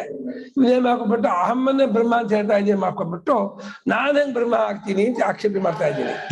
ಆತ್ಮ ಶಬ್ದಕ್ಕೆ ನಾನು ಉಂಚ್ಕೊಂಡ್ಬಿಟ್ಟ. ನಾನು ಹೆಂಗ್ ಬ್ರಹ್ಮ ಆಗ್ತೀನಿ? ನಾನು ಮುಂದೆ ಸಂಸಾರಿ ಕರ್ತಾ ಭೋಕ್ತಾ ಜೀವ ಅಂತ ಕಾಣ್ತಾ ಇದ್ದೀನಿ. ಹೀಗೆ ಕಾಣ್ತಾ ಇರೋ ನಾನು ಹೆಂಗ್ ಬ್ರಹ್ಮ ಆಗ್ತೀನಿ ಅಂತ ಇವ್ನಿಗೆ ಸಂಶಯ ಉಂಟಾಗ್ತಾ ಇದೆ. ಆತ್ಮ ಹಿ ನಾಮ ಅಧಿಕೃತ ಕರ್ಮಣಿ ಉಪಾಸನೆ ಚ ಉಪಾಸನೆ ಚ ಸಂಸಾರಿ ಸಂಸಾರಿ ಕರ್ಮ ಉಪಾಸನಂ ವಾ ಸಾಧನಮನುಷ್ಠಾಯ ಕರ್ಮ ಉಪಾಸನಂ ವಾ ಸಾಧನಮನುಷ್ಠಾಯ ಬ್ರಹ್ಮಾದಿ ದೇವಾಂ ಸ್ವರ್ಗಂ ವಾ ಪ್ರಾಪ್ತಿಮಿಚ್ಛತಿ. ದೇವಾನ್ ಸ್ವರ್ಗಂ ವಾ ಪ್ರಾಪ್ತುಮಿಚ್ಛತಿ. ಇಂಥವರಲ್ಲಿ ಆತ್ಮ ಅನ್ನೋನು, ಆತ್ಮ ಅಂತಂದ್ರೆ ನಾನು ಅಂತಂದ್ರೆ ನಾನು ಅಂತ ಅನ್ನುವಂಥವನು ಕರ್ಮಕ್ಕೆ ಅಧಿಕಾರಿಯಾಗಿದ್ದಾನೆ, ಅದು ಉಪಾಸನೆಗೂ ಅಧಿಕಾರಿಯಾಗಿದ್ದಾನೆ. ಭಾವನಾ ಪ್ರಧಾನವಾದ ವ್ಯಾಪಾರಕ್ಕೆ ಉಪಾಸನೆ ಅಂತಲೂ, ಬಾಹ್ಯ ಕರ್ಮೇಂದ್ರಿಯ ಜ್ಞಾನೇಂದ್ರಿಯ ಪ್ರಧಾನವಾದ ಚೇಷ್ಟೆಗೆ ಕರ್ಮ ಅಂತಲೂ ಹೆಸರು. ಅದು ಶಾಸ್ತ್ರೀಯವಾದ ಕರ್ಮ. ಅದಕ್ಕೆ ಅಧಿಕಾರಿಯಾಗಿದ್ದು ನಾನು ಸಂಸಾರಿಯಾಗಿದ್ದೀನಿ. ಈಗ ಹಸಿವು ಬಾಯಾರಿಕೆ ಇದೆ, ಶೋಕಮೋಹ ಉಂಟು, ಜರ ಮೃತ್ಯು ಎಲ್ಲ ಉಂಟು ನನಗೆ. ಸಂಸಾರಿಯಾಗಿದ್ದ ನಾನು ಕರ್ಮವನ್ನು ಉಪಾಸನೆಯನ್ನು ಯಾವುದೋ ಒಂದು ಸಾಧನೆಯನ್ನು ಚೆನ್ನಾಗಿ ಅನುಷ್ಠಾನ ಮಾಡಿ ಬ್ರಹ್ಮಾದಿ ದೇವ ಹಿರಣ್ಯಗರ್ಭ ಅಥವಾ ವಿರಾಟೋ ಇಂದ್ರಾದಿಗಳು ಯಾವುದೋ ದೇವರನ್ನ ಪಡ್ಕೊಳ್ತೀನಿ, ಅಥವಾ ಸ್ವರ್ಗದ ಸಾಮಾನ್ಯ ಪ್ರಜೆಯನ್ನಾಗಿಯೇ ಹುಡ್ತೇನೆ. ಸ್ವರ್ಗವ ಪ್ರಾಪ್ತಿಮಿಚ್ಛತಿ, ಸ್ವರ್ಗಕ್ಕೆ ಹೋಗಕ್ಕೆ ಇಷ್ಟಪಡ್ತಾನೆ. ಸ್ವರ್ಗಕ್ಕೆ ಹೋಗಿ ಅಲ್ಲವ ಪ್ರಜೆಯಾಗಿ ಅಲ್ಲಿ ಮಹಾತ್ಮರು ಪುಣ್ಯಾತ್ಮರೆಲ್ಲ ಇರ್ತಾರೆ, ಅಲ್ಲಿ ಹೋಗಿ ಇಷ್ಟಪಡ್ತಾರೆ. ಸುಖ ಸುಖಕ್ಕಾಗಿ ಹೋದ್ರೆ ಭೋಗಕ್ಕಾಗಿ ಹೋದ್ರೆ ಸುಖ. ತತ್ವಜ್ಞಾನಕ್ಕಾಗಿ ಹೋಗ್ಬೋದು ಲೋಕಾಂತರಕ್ಕೆ, ಅದೇನು ನಿಷೇಧ ಇಲ್ಲ. ಸ್ವರ್ಗದಲ್ಲ ಕಷ್ಟ. ಆಗ ಆ ರೀತಿ ಅಂತ ಬೇಡ, ಮನುಷ್ಯರಿಗೂ ಕಷ್ಟ. ಅಲ್ಲಿ ಆ ಶರೀರ ಸುಸ್ತಾಗಲ್ವಲ್ಲ, ಅದು ಸುಖ ಭೋಗ ಜಾಸ್ತಿ ಮಾಡ್ಬೋದು. ಅಲ್ಲ, ಭೋಗ ಇನ್ನೊಂದು ಖರ್ಚು ಇದ್ರೆ ಖರ್ಚು ಭೋಗ ಅಪೇಕ್ಷೆ ಹಿಡಿಯುತ್ತೆ, ಸುಸ್ತಾಗಲ್ಲ, ಹೋಗೋದಿಲ್ಲ. ಹೋದ್ಮೇಲೆ ಬಂದ್ಬಿಡುತ್ತೆ. ಅದೇ ಭ್ರಾಂತಿ. ಆ ಇವನ ವಿವೇಕದ ಮೇಲೆ ನಿಂತಿರೋದು. ಎಲ್ಲ ಇದ್ಬಿಟ್ರೆ ತಿನ್ಬೇಕು ಆಸೆ ಆಗ್ಬಿಡುತ್ತೆ ನಂಗೆ. ದುರ್ಲಭಂ ಮನುಷ್ಯತ್ವ ಹೊಗಳಕ್ಕೆ ಹೇಳ್ತಾರೋ ವಾಕ್ಯ. ಮತ್ತೆ ಅವ್ರಿಗೆ ಆಗಲ್ಲ ಅಲ್ವಾ? ದೇವತೆಗಳು ಸ್ವತಃ ಸಾತ್ವಿಕರು ಅತ್ಯಂತ, ಅವರಿಗೆ ನಮಗಿಂತ ಬೇಗ ಆಗುತ್ತೆ ಅವ್ರು ಪ್ರಯತ್ನ ಪಟ್ರೆ. ದೇವತೆಗಳ ಅಧಿಕಾರಿಗಳಿಗೆ ಹಾಗೆ ಆಗತ್ತೆ, ದೇವತೆಗಾಗತ್ತೆ. ಪ್ರಜೆಗಳಿಗೆ ಕಷ್ಟ. ಅದೆಲ್ಲ ನಾವು ಮುಳುಗಿರ್ತಾರೆ. ನಾವು ನೋಡ್ಬೇಕು, ನೋಡ್ದೆ ಅಂತ ಹೇಳೋದು. ವಿಷಯಾಸಕ್ತರು ಮುಳುಗಿರ್ತಾರೆ. ಇಲ್ಲಾದ್ರೆ ಈ ಶರೀರ ಸುಸ್ತಾಗುತ್ತೆ, ಸುಸ್ತಾದ ತಕ್ಷಣ ಅಯ್ಯೋ ಸುಸ್ತಾಯ್ತಪ್ಪ ಅಂದ್ಬಿಡ್ತಾರೆ. ಸುಸ್ತೇ ಆಗಲ್ಲ, ಅವ್ರಿಗೆ ಏನಂದ್ರೂ ಸುಸ್ತಾಗಲ್ಲ. ನಮಗಿಂತ 100 ಪಟ್ಟು ವಿದ್ಯಾ ಸಂಸ್ಕಾರ ಬುದ್ಧಿ ಎಲ್ಲ ಮೇಲ್ಪಟ್ಟದಾಗಿರುತ್ತೆ. ಎಲ್ಲ ಕಾರ್ಯಕ್ರಮದಂಗ ಸಾಮರ್ಥ್ಯ ನಮಗಿಂತ 100 ಪಟ್ಟು 1000 ಪಟ್ಟು ಇರುತ್ತೆ. ಹಾಗಾಗಿ ಅವ್ರಿಗೆ ಅದೆಲ್ಲ ಆಢ್ಯವೇ ಅಲ್ಲ ಅಪೇಕ್ಷೆ ಪಟ್ರೆ. ಅದೇ ಅಪೇಕ್ಷೆ ಬರುತ್ತಾ ಬರಲ್ಲ ಅಂದ್ರೆ ಆವಾಗ ಬಿಟ್ಟಿದ್ದು. ಅದು ಯಾರಿಗೆ ಬರುತ್ತೆ ಯಾರಿಗೆ ಬರಲ್ಲ ನಾವು ಜಡ್ಜ್ ಮಾಡೋಕ್ಕಾಗಲ್ಲ ಇಲ್ಲಿ ಕೂತ್ಕೊಂಡು. ಈ ಮನುಷ್ಯ ಲೋಕದಲ್ಲೂ ಕೂಡ ಶ್ರೀಮಂತರಿಗೆಲ್ಲ ವೈರಾಗ್ಯ ಬರೋದೇ ಇಲ್ಲ, ಬಡವರಿಗೆಲ್ಲ ವೈರಾಗ್ಯ ಬಂದ್ಬಿಡುತ್ತೆ. ಹಾಗೆಲ್ಲ ಏನಿಲ್ಲಪ್ಪ, ಬಡವರೆಲ್ಲ ವಿರಕ್ತರಾಗ್ಬಿಡ್ತಾರೆ, ಶ್ರೀಮಂತ ಹಾಗಕ್ಕಾಗತ್ತಾ? ಮಹಾರಾಜ ಶ್ರೀಮಂತರು ಬರ್ತಿದ್ವಲ್ಲ, ಉಲ್ಟಾ ಹಾಗಾದ್ರೆ ಹೊಂದ್ಬೋದು, ಉಲ್ಟಾ ಹೊಂದ್ಬೋದು. ಶ್ರೀಮಂತರಿಗೆ ವೈರಾಗ್ಯ ಬರುತ್ತೆ, ಬಡವರಿಗೆ ವೈರಾಗ್ಯ ಬರೋದೇ ಇಲ್ಲ. ಹೌದಾ? ವಿವೇಕಾನಂದ ಬಡವರ ವೈರಾಗ್ಯ ಬಂತು, ನಮ್ಮ ಸ್ವಾಮಿ ತುಂಬಾ ಬಡವರ. ತುಂಬಾ ಕಡಿಮೆ ಉದಾಹರಣೆ ಅಲ್ಲ, ಒಟ್ಟು ಜ್ಞಾನಿಗಳ ಉದಾಹರಣೆ ಕಮ್ಮಿ. ಜ್ಞಾನಿ ಗೆಲ್ಗಲಿಗೂ ಜನ, ಗೆಲ್ಗಲಿಗಳು ಜ್ಞಾನಿ ಏನಿರಲ್ಲಪ್ಪ, ಜ್ಞಾನಿ ಇರೋದೇನಿರಲ್ಲ. ಹಾಗಾಗಿ ನಾನು ಕರ್ಮಕ್ಕೆ ಅಧಿಕಾರಿಯಾಗಿದ್ದು, ಉಪಾಸನೆಗೂ ಅಧಿಕಾರಿಯಾಗಿದ್ದು, ಸಂಸಾರಿಯಾಗಿದ್ದು, ಕರ್ಮವನ್ನು ಉಪಾಸನೆಯನ್ನು ಅನುಷ್ಠಾನ ಮಾಡಿ ಬ್ರಹ್ಮಾದಿ ದೇವತೆಗಳನ್ನು ಸ್ವರ್ಗಲೋಕವನ್ನು ಪಡೆಯಕ್ಕೆ ಇಷ್ಟಪಡುತ್ತಾನೆ ಈ ಜೀವ. ತಸ್ಮಾತ್ ಅನ್ಯ ಉಪಾಸ್ಯೋ ವಿಷ್ಣು ಈಶ್ವರ ಇಂದ್ರ ಪ್ರಾಣೋ ವಾ ಬ್ರಹ್ಮ ಭವಿತುಮರ್ಹತಿ. ತತ್ವನೇ ತಸ್ಮಾತ್ ಮಾಡಿದ್ದಾರೆ. ಆದ್ದರಿಂದ ಆ ಉಪಾಸಕನಾದ ಅಥವಾ ಕರ್ಮಿಗಿಂತ ಬೇರೆ ಯಾವ್ದವನ ಇದ್ದಾನೆ. ಯಾರೋ ವಿಷ್ಣು ಆಗ್ಬೋದು, ಈಶ್ವರ ಆಗ್ಬೋದು, ಇಂದ್ರ ಆಗ್ಬೋದು, ಪ್ರಾಣ ಆಗ್ಬೋದು. ಅವೆಲ್ಲ ಉಪಾಸಕರಿಗಿಂತ ಬೇರೆ. ಇವರು ಉಪಾಸಕ, ಅವರು ಉಪಾಸ್ಯರು ದೇವತಾ ರೂಪದವರು. ಉಪಾಸಕ ಮನುಷ್ಯ ಲೋಕದ ವರ್ಣಾಶ್ರಮ ಸಂಬಂಧಪಟ್ಟಂತ ಒಬ್ಬ ಮನುಷ್ಯ ಅಧಿಕಾರಿ. ದೀರ್ಘಕಾಲ ಉಪಾಸನೆ ಮಾಡಿ ಅನುಷ್ಠಾನ ಮಾಡಿ ಅದನ್ನ ಸಂಸ್ಕೃತನಾಗಿ ಆ ಪುಣ್ಯ ಫಲದಿಂದ ಆ ಲೋಕಕ್ಕೋ ಆ ಜನ್ಮವನ್ನು ಪಡ್ಕೊಳ್ತಾರೆ. ಆಚಾರ್ಯರು ವಿಷ್ಣು ಈಶ್ವರ ಬಿಟ್ಟು ಬೇರೆ ಯಾವ್ದು ಹೇಳಿಲ್ಲ ಅಲ್ವಾ? ದೇವಿ, ಚಂಡಿ, ಸುಬ್ರಹ್ಮಣ್ಯ, ಗಣಪತಿ, ರಾಮ ಎಲ್ಲ ಏನೋ ಹೇಳಿದ್ದಾರೆ ಅಲ್ಲ. ಸಂಗಾತ ಇವಾಗ ಸೇನಾನಿನ ಸ್ಕಂದ ಅನ್ನುವಾಗ ಅಲ್ಲಿ ಬಂದಿದ್ದಾರೆ, ಮೂಲದಲ್ಲಿ ಬರೀತಾರೆ. ಹಿಂಗ್ ತಗೊಂಡಲ್ಲ, ಹಿಂಗೆ ತಗೊಳ್ಬೇಕಾದ್ರೆ ಸಾಲಗ್ರಾಮ ವಿಷ್ಣು, ಈಶ್ವರ, ಶಿವ ಅಷ್ಟೇ. ಪ್ರಾಣ ವೈದಿಕವಾಗಿ ಜಾಸ್ತಿ ನೋಡ್ತಾರೆ. ಹಿಂಗೆ ವಿಷ್ಣು, ಈಶ್ವರ, ಇಂದ್ರ, ಪ್ರಾಣೋ ವಾ ವಿಷ್ಣುದೇವಪಿ ಈಶನಶೀಲ ಏವೇತಿ ಅತ್ರ ಈಶ್ವರಃ ಇತಿ ಶಿವೋ ಗ್ರಾಹ್ಯಃ. ಗೀತಾ ಭಾಷೆ ಈಶ್ವರ ಶಬ್ದವನ್ನ ಸಾಮಾನ್ಯವಾಗಿ ಪರಮಾತ್ಮ ವಾಚಕವಾಗಿ ತಗೊಳ್ತಾರೆ. ಈ ಜಾಗದಲ್ಲಿ ವಿಷ್ಣು, ಇಂದ್ರ ಅದ್ರ ಮಧ್ಯದಲ್ಲಿ ಈಶ್ವರ ಶಬ್ದ ಹಾಕಿರೋದ್ರಿಂದ ಶಿವ ಅಂತ ಹೋಗ್ಬೇಕು ಅಂತ. ಅದೇ ಆತ್ಮ ಅಂತ ಶಬ್ದಕ್ಕೆ ಹೋಲಿಸ್ಕೊಂಡು ಆ ಆತ್ಮ ಅನ್ನೋ ಅಲ್ಲೇ ಬಾಕಿ ಹೊರಗಿನ ವಿಷ್ಣು ಈಶ್ವರ ಲಕ್ಷಣ ಅನ್ಕೊಂಡೆ. ಉಪಾಸಕ ಅಂತ ಅನ್ಕೊಂಡು ಸಂಸಾರಿ ಅಂತ ಅನ್ಕೊಂಡ ಈತನು ಅವನು ವಿಷ್ಣುವನ್ನು ನನಗಿಂತ ಬೇರೆಯಾದಂತಹ ವಿಷ್ಣು ಈಶ್ವರ ಇಂದ್ರ ಪ್ರಾಣ ಸರಿಯಾದ ಇವ ಈಶ್ವರ ಸರ್ವಭೂತಾನ ಮಧ್ಯೇಶ ಏನು ಈಶ್ವರನ ಏನು ಶಿವ ಅಲ್ಲ. ಪರಮೇಶ್ವರ ಅಲ್ಲ, ಅವನು ಸಾಕ್ಷಾತ್ ಪರಮೇಶ್ವರ ಬಂದಿದೆ. ಪರಮೇಶ್ವರ ಅಲ್ಲ ಅಂದ್ರೆ ಪರಮೇಶ್ವರ ಈಶ್ವರ ಪರಮೇಶ್ವರ ಅಂತ ಕೈಲಾಸವಾಸಿ ಅಂತಲ್ಲ, ಕೈಲಾಸವಾಸಿ ಅಂತ ಉಮಾಪತಿ ಅಂತ ಬಂದಿಲ್ಲ. ಉಮಾಪತಿ ತಗೊಂಡಿಲ್ಲ. ಆಯ್ತಪ್ಪ, ಸ್ಮಾರ್ತರು ಸ್ಮಾರ್ತರು ಅಂತಾರೆ. ಸ್ಮಾರ್ತರು ಎಲ್ಲ ಕಡೆ ವಿಷ್ಣು ವಿಷ್ಣು ಅಂತಾರೆ ಇವರು. ಆ ಕಾಲದ ಬಹುಶಃ ಇತ್ತು ಇಲ್ವಾ ಈ ಅನುಮಾನ. ಈ ತಾಂತ್ರಿಕ ಪೂಜೆಗಳು ಪುರಾಣ ಪೂಜೆಗಳೆಲ್ಲ ಆಚಾರ್ಯ ಕಾಲದಲ್ಲಿ ಚಾಲ್ತಿಯಲ್ಲಿ ಇಚ್ಚುವುದಕ್ಕೆ ನಮ್ಗೆ ಏನು ಆಧಾರ ಇಲ್ಲ. ಪೂಜೆ ಇತ್ತು ತಾಂತ್ರಿಕವಾದ ಪೌರಾಣಿಕ ಪೂಜೆಯನ್ನು ಶಾಲಿಗ್ರಾಮೇ ಹರಿ ಅಂತ ಇದ್ದಾರೆ. ಇನ್ನು ಬಾಕಿ ಗಣಪತಿ ಪೂಜೆ, ಗೋಕಾಷ್ಟಮಿ ಪೂಜೆ, ಗಣಪತಿ ಪೂಜೆ ಬೈದಿದಾರಲ್ಲ ಇದರಲ್ಲಿ. ವಿನಾಯಕ ಚತುರ್ಭುಗಿ ವಿನಾಯಕ ಚತುರ್ಥಿ ಪೂಜಾ ಕ್ರಮದ ಗಣಪತಿ ಪೂಜೆ ತಾಮಸ ಪೂಜೆ ಅಂತ ಹೇಳ್ತೀವಿ. ನಾವು ಮಹಾ ಸಾತ್ವಿಕ ಪೂಜೆ ಕುಡಿತಾ ಇದೀವಿ, ತಾಮಸ ಪೂಜೆ ತತ್ವಶಾಸ್ತ್ರ ಬರುವಂತ ವಿನಾಯಕ ಚತುರ್ಥಿ. ಅಲ್ಲ ವರಸಿದ್ಧಿ ನಾಯಕ ಅವರನ್ನ ನಾನು ವೇದ ಪುರುಷ ವೇದಾಂತ ಅಂತ ಅದೇನು ತಪ್ಪಿಲ್ಲಪ್ಪ. ವೇದನಾರಾಯಣ ವೇದ ಪುರುಷ ಅಂತ ಮಾಡೋದು ತಪ್ಪಿಲ್ಲ. ಭಾವನೆ ಕಾರಣ ಹೊರತು ಬರೀ ಕಾರಣ ಆಗಲ್ಲ. ಮನುಷ್ಯ ಧರ್ಮ ಅದಲ್ಲ, ಧರ್ಮಕ್ಕೂ ಬರಲ್ಲ, ಅದನ್ನಾದ್ರು ಮಾಡ್ತಾರಲ್ಲ, ಏನು ಮಾಡಿದ್ರೆ ಬೀದಿ ಬೆಸ ತಿರ್ಗೋಬೋದು ಇದು ಮಾಡ್ತಾರಲ್ಲ, ಅದು ಅವಳು ಬೀದಿ ಬೆಸ ತಿರುಗಿ ಏನೇನೋ ಮಾಡಿ ಅವಿವೇಕ ಮಾಡ್ಕೊಳ್ಬೋದ ಇಂಥ ಒಂದು ಪೂಜೆ ಮಾಡ್ತಾರೆ. ಒಳ್ಳೇದು. ಬ್ರಹ್ಮವಾ ಬ್ರಹ್ಮ ಭವಿತು ಅರ್ಹತೆ, ಆ ಬ್ರಹ್ಮ ಆಗೋದಕ್ಕೆ ಅರ್ಹನಾಗಿರುತ್ತೆ ಆಗಿರ್ತಾನೆ. ಅದು ಬ್ರಹ್ಮ ಆಗೋದು ಸಾಧ್ಯ.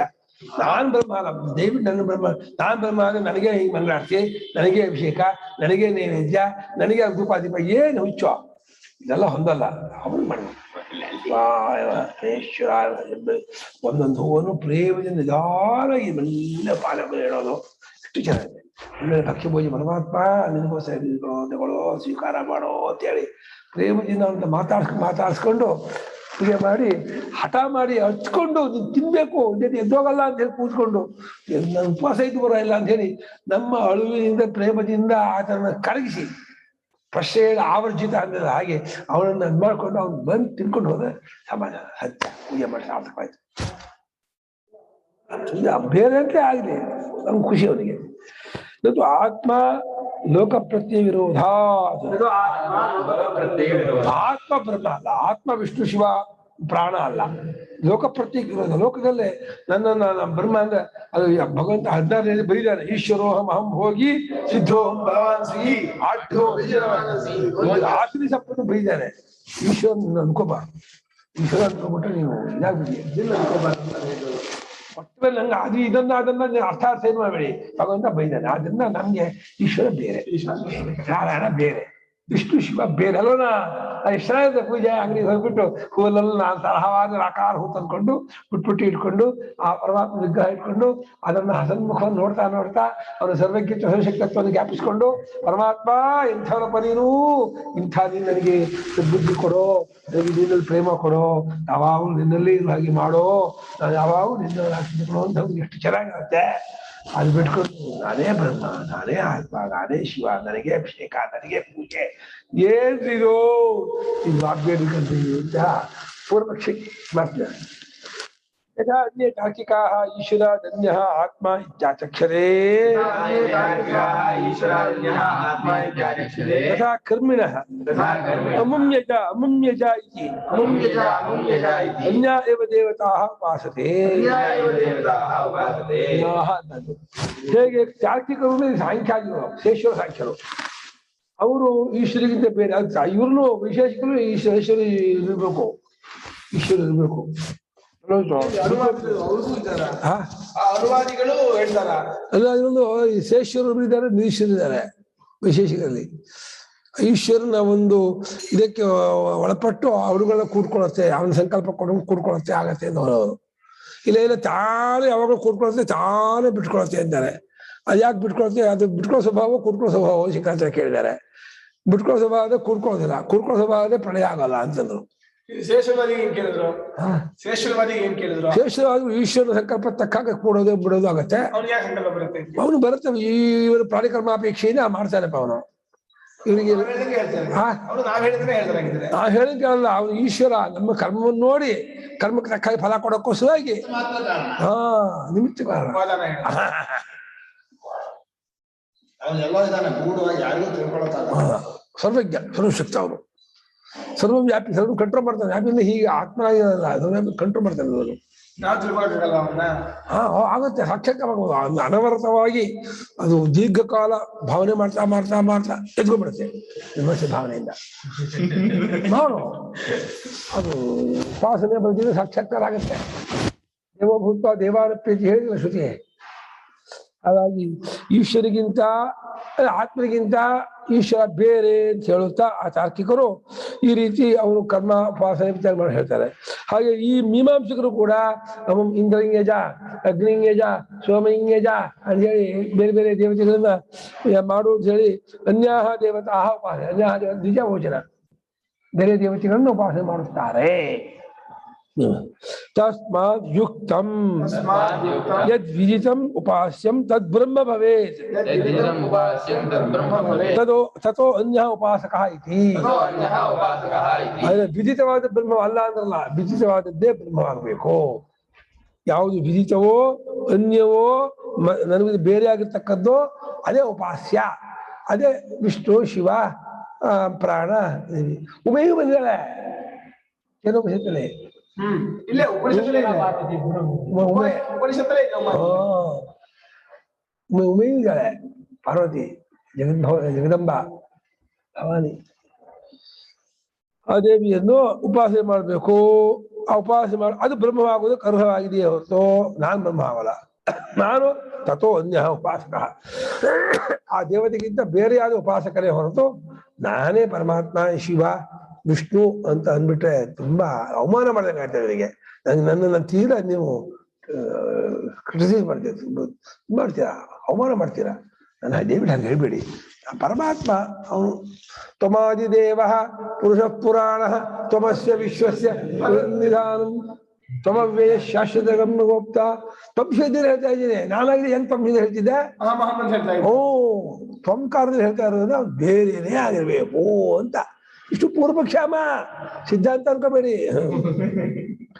ತಾಮೇತಾಂ ಆಶಂಕಾಂ ಶಿಷ್ಯಲಿಂಗೇನ ಉಪಲಕ್ಷ್ಯ ತದ್ವಾಕ್ಯಾದ್ವಾ ಆಹ. ಇಷ್ಟು ಸಂದೇಹವನ್ನು ಶಿಷ್ಯನ ಮುಖದ ಚಹರೆಯ ಗುರುತನ್ನು ನೋಡಿ ಊಹೆ ಮಾಡಿ ಅಂತೋ, ಅದು ಶಿಷ್ಯನೇ ಹೇಳಿದಾನೆ ಅಂತೋ ವಾಕ್ಯ ಬಿಟ್ಟು ಹೋಗಿದೆ ಅಂತ ಅಂದ್ಕೊಳ್ಳಿ ಅಷ್ಟೇ. ಲಿಂಗ ಅಂದ್ರೆ ಮುಖದ ಗುರುತು. ಅದಕ್ಕೆ ಸ್ವಾಮಿ ನಾನು ಬ್ರಹ್ಮ ಹೊಂದಲ್ವಲ್ಲ, ನಾನು ಎಷ್ಟು ಕೊಳಕ, ಎಷ್ಟು ಹೀನ ದೀನ, ಇಂಥ ಅಲ್ಪ, ನನ್ನನ್ನು ಬ್ರಹ್ಮ ಅಂತೀರಲ್ಲ, ಏನು ಹಾಸ್ಯ ಮಾಡ್ತಿದ್ದೀರಾ ನೀವು ಅಂತ ಅನ್ಸತ್ತೆ. ನೀನ್ ಅನ್ಕೊಂಡು ಬ್ರಹ್ಮ,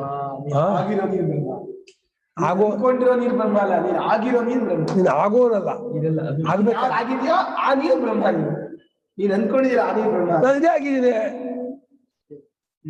ಅಲ್ಲ. ಏನ ನಾವ್ ಆಗಿರೋದು ಏನ?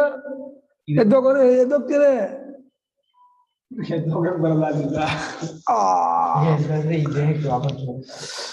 ಅವನ ವಾಕ್ಯದಿಂದಲಾದರೂ ಸಂದೇಹ ಪಟ್ಕೊಂಡು ಸಂದೇಹ ಹಾಕೊಂಡು ಉತ್ತರ ಕೊಡ್ತಿದ್ದಾರೆ ಮಾಡಿ, ಅಥವಾ ಗುರುತಿನಿಂದ ಈ ಸಂದೇಹವನ್ನು ಹಾಕೊಂಡು ಉತ್ತರ ಕೊಡ್ತಿದ್ದಾರೆ ಅಂತ ಹೇಳಿ ಮುಂದಿನ ವಾಕ್ಯ ಅದಕ್ಕೆ ಇದು ಉತ್ತರ. ಯದ್ವಾಚ ಅನಭ್ಯುದಿತಂ ಯೇನ ವಾಗಭ್ಯುಜ್ಯತೆ ತದೇವ ಬ್ರಹ್ಮ ತ್ವಂ ವಿದ್ಧಿ ನೇರಂ ಯದಿದಮುಪಾಸತೆ. ಬ್ರಹ್ಮತ್ವ ಕೂಡಿದೆ.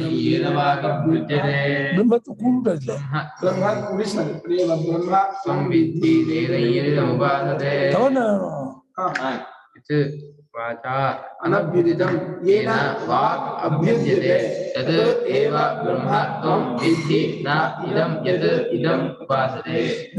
ಯದ್ವಸ್ತು ಯಾವ ವಸ್ತುವು ಮಾತಿನಿಂದ ಹೇಳಲ್ಪಟ್ಟಿಲ್ಲವೋ ಅದು ಮಾತಿನಿಂದ ಹೇಳೋಕ್ಕಾಗುವುದಿಲ್ಲವೋ ಅಷ್ಟೇ ಅಲ್ಲ, ಮಾತೆ ಯಾವುದರಿಂದ ಹೇಳುತ್ತಿದೆಯೋ ತನ್ನ ಹೇಳಬೇಕಾದ ವಿಷಯದಲ್ಲಿ ಮಾತು ಯಾವುದರಿಂದ ತೊಡಗ್ತಾ ಇದೆಯೋ, ಯಾವ ಶಕ್ತಿ ತಗೊಂಡ್ಬೋದು.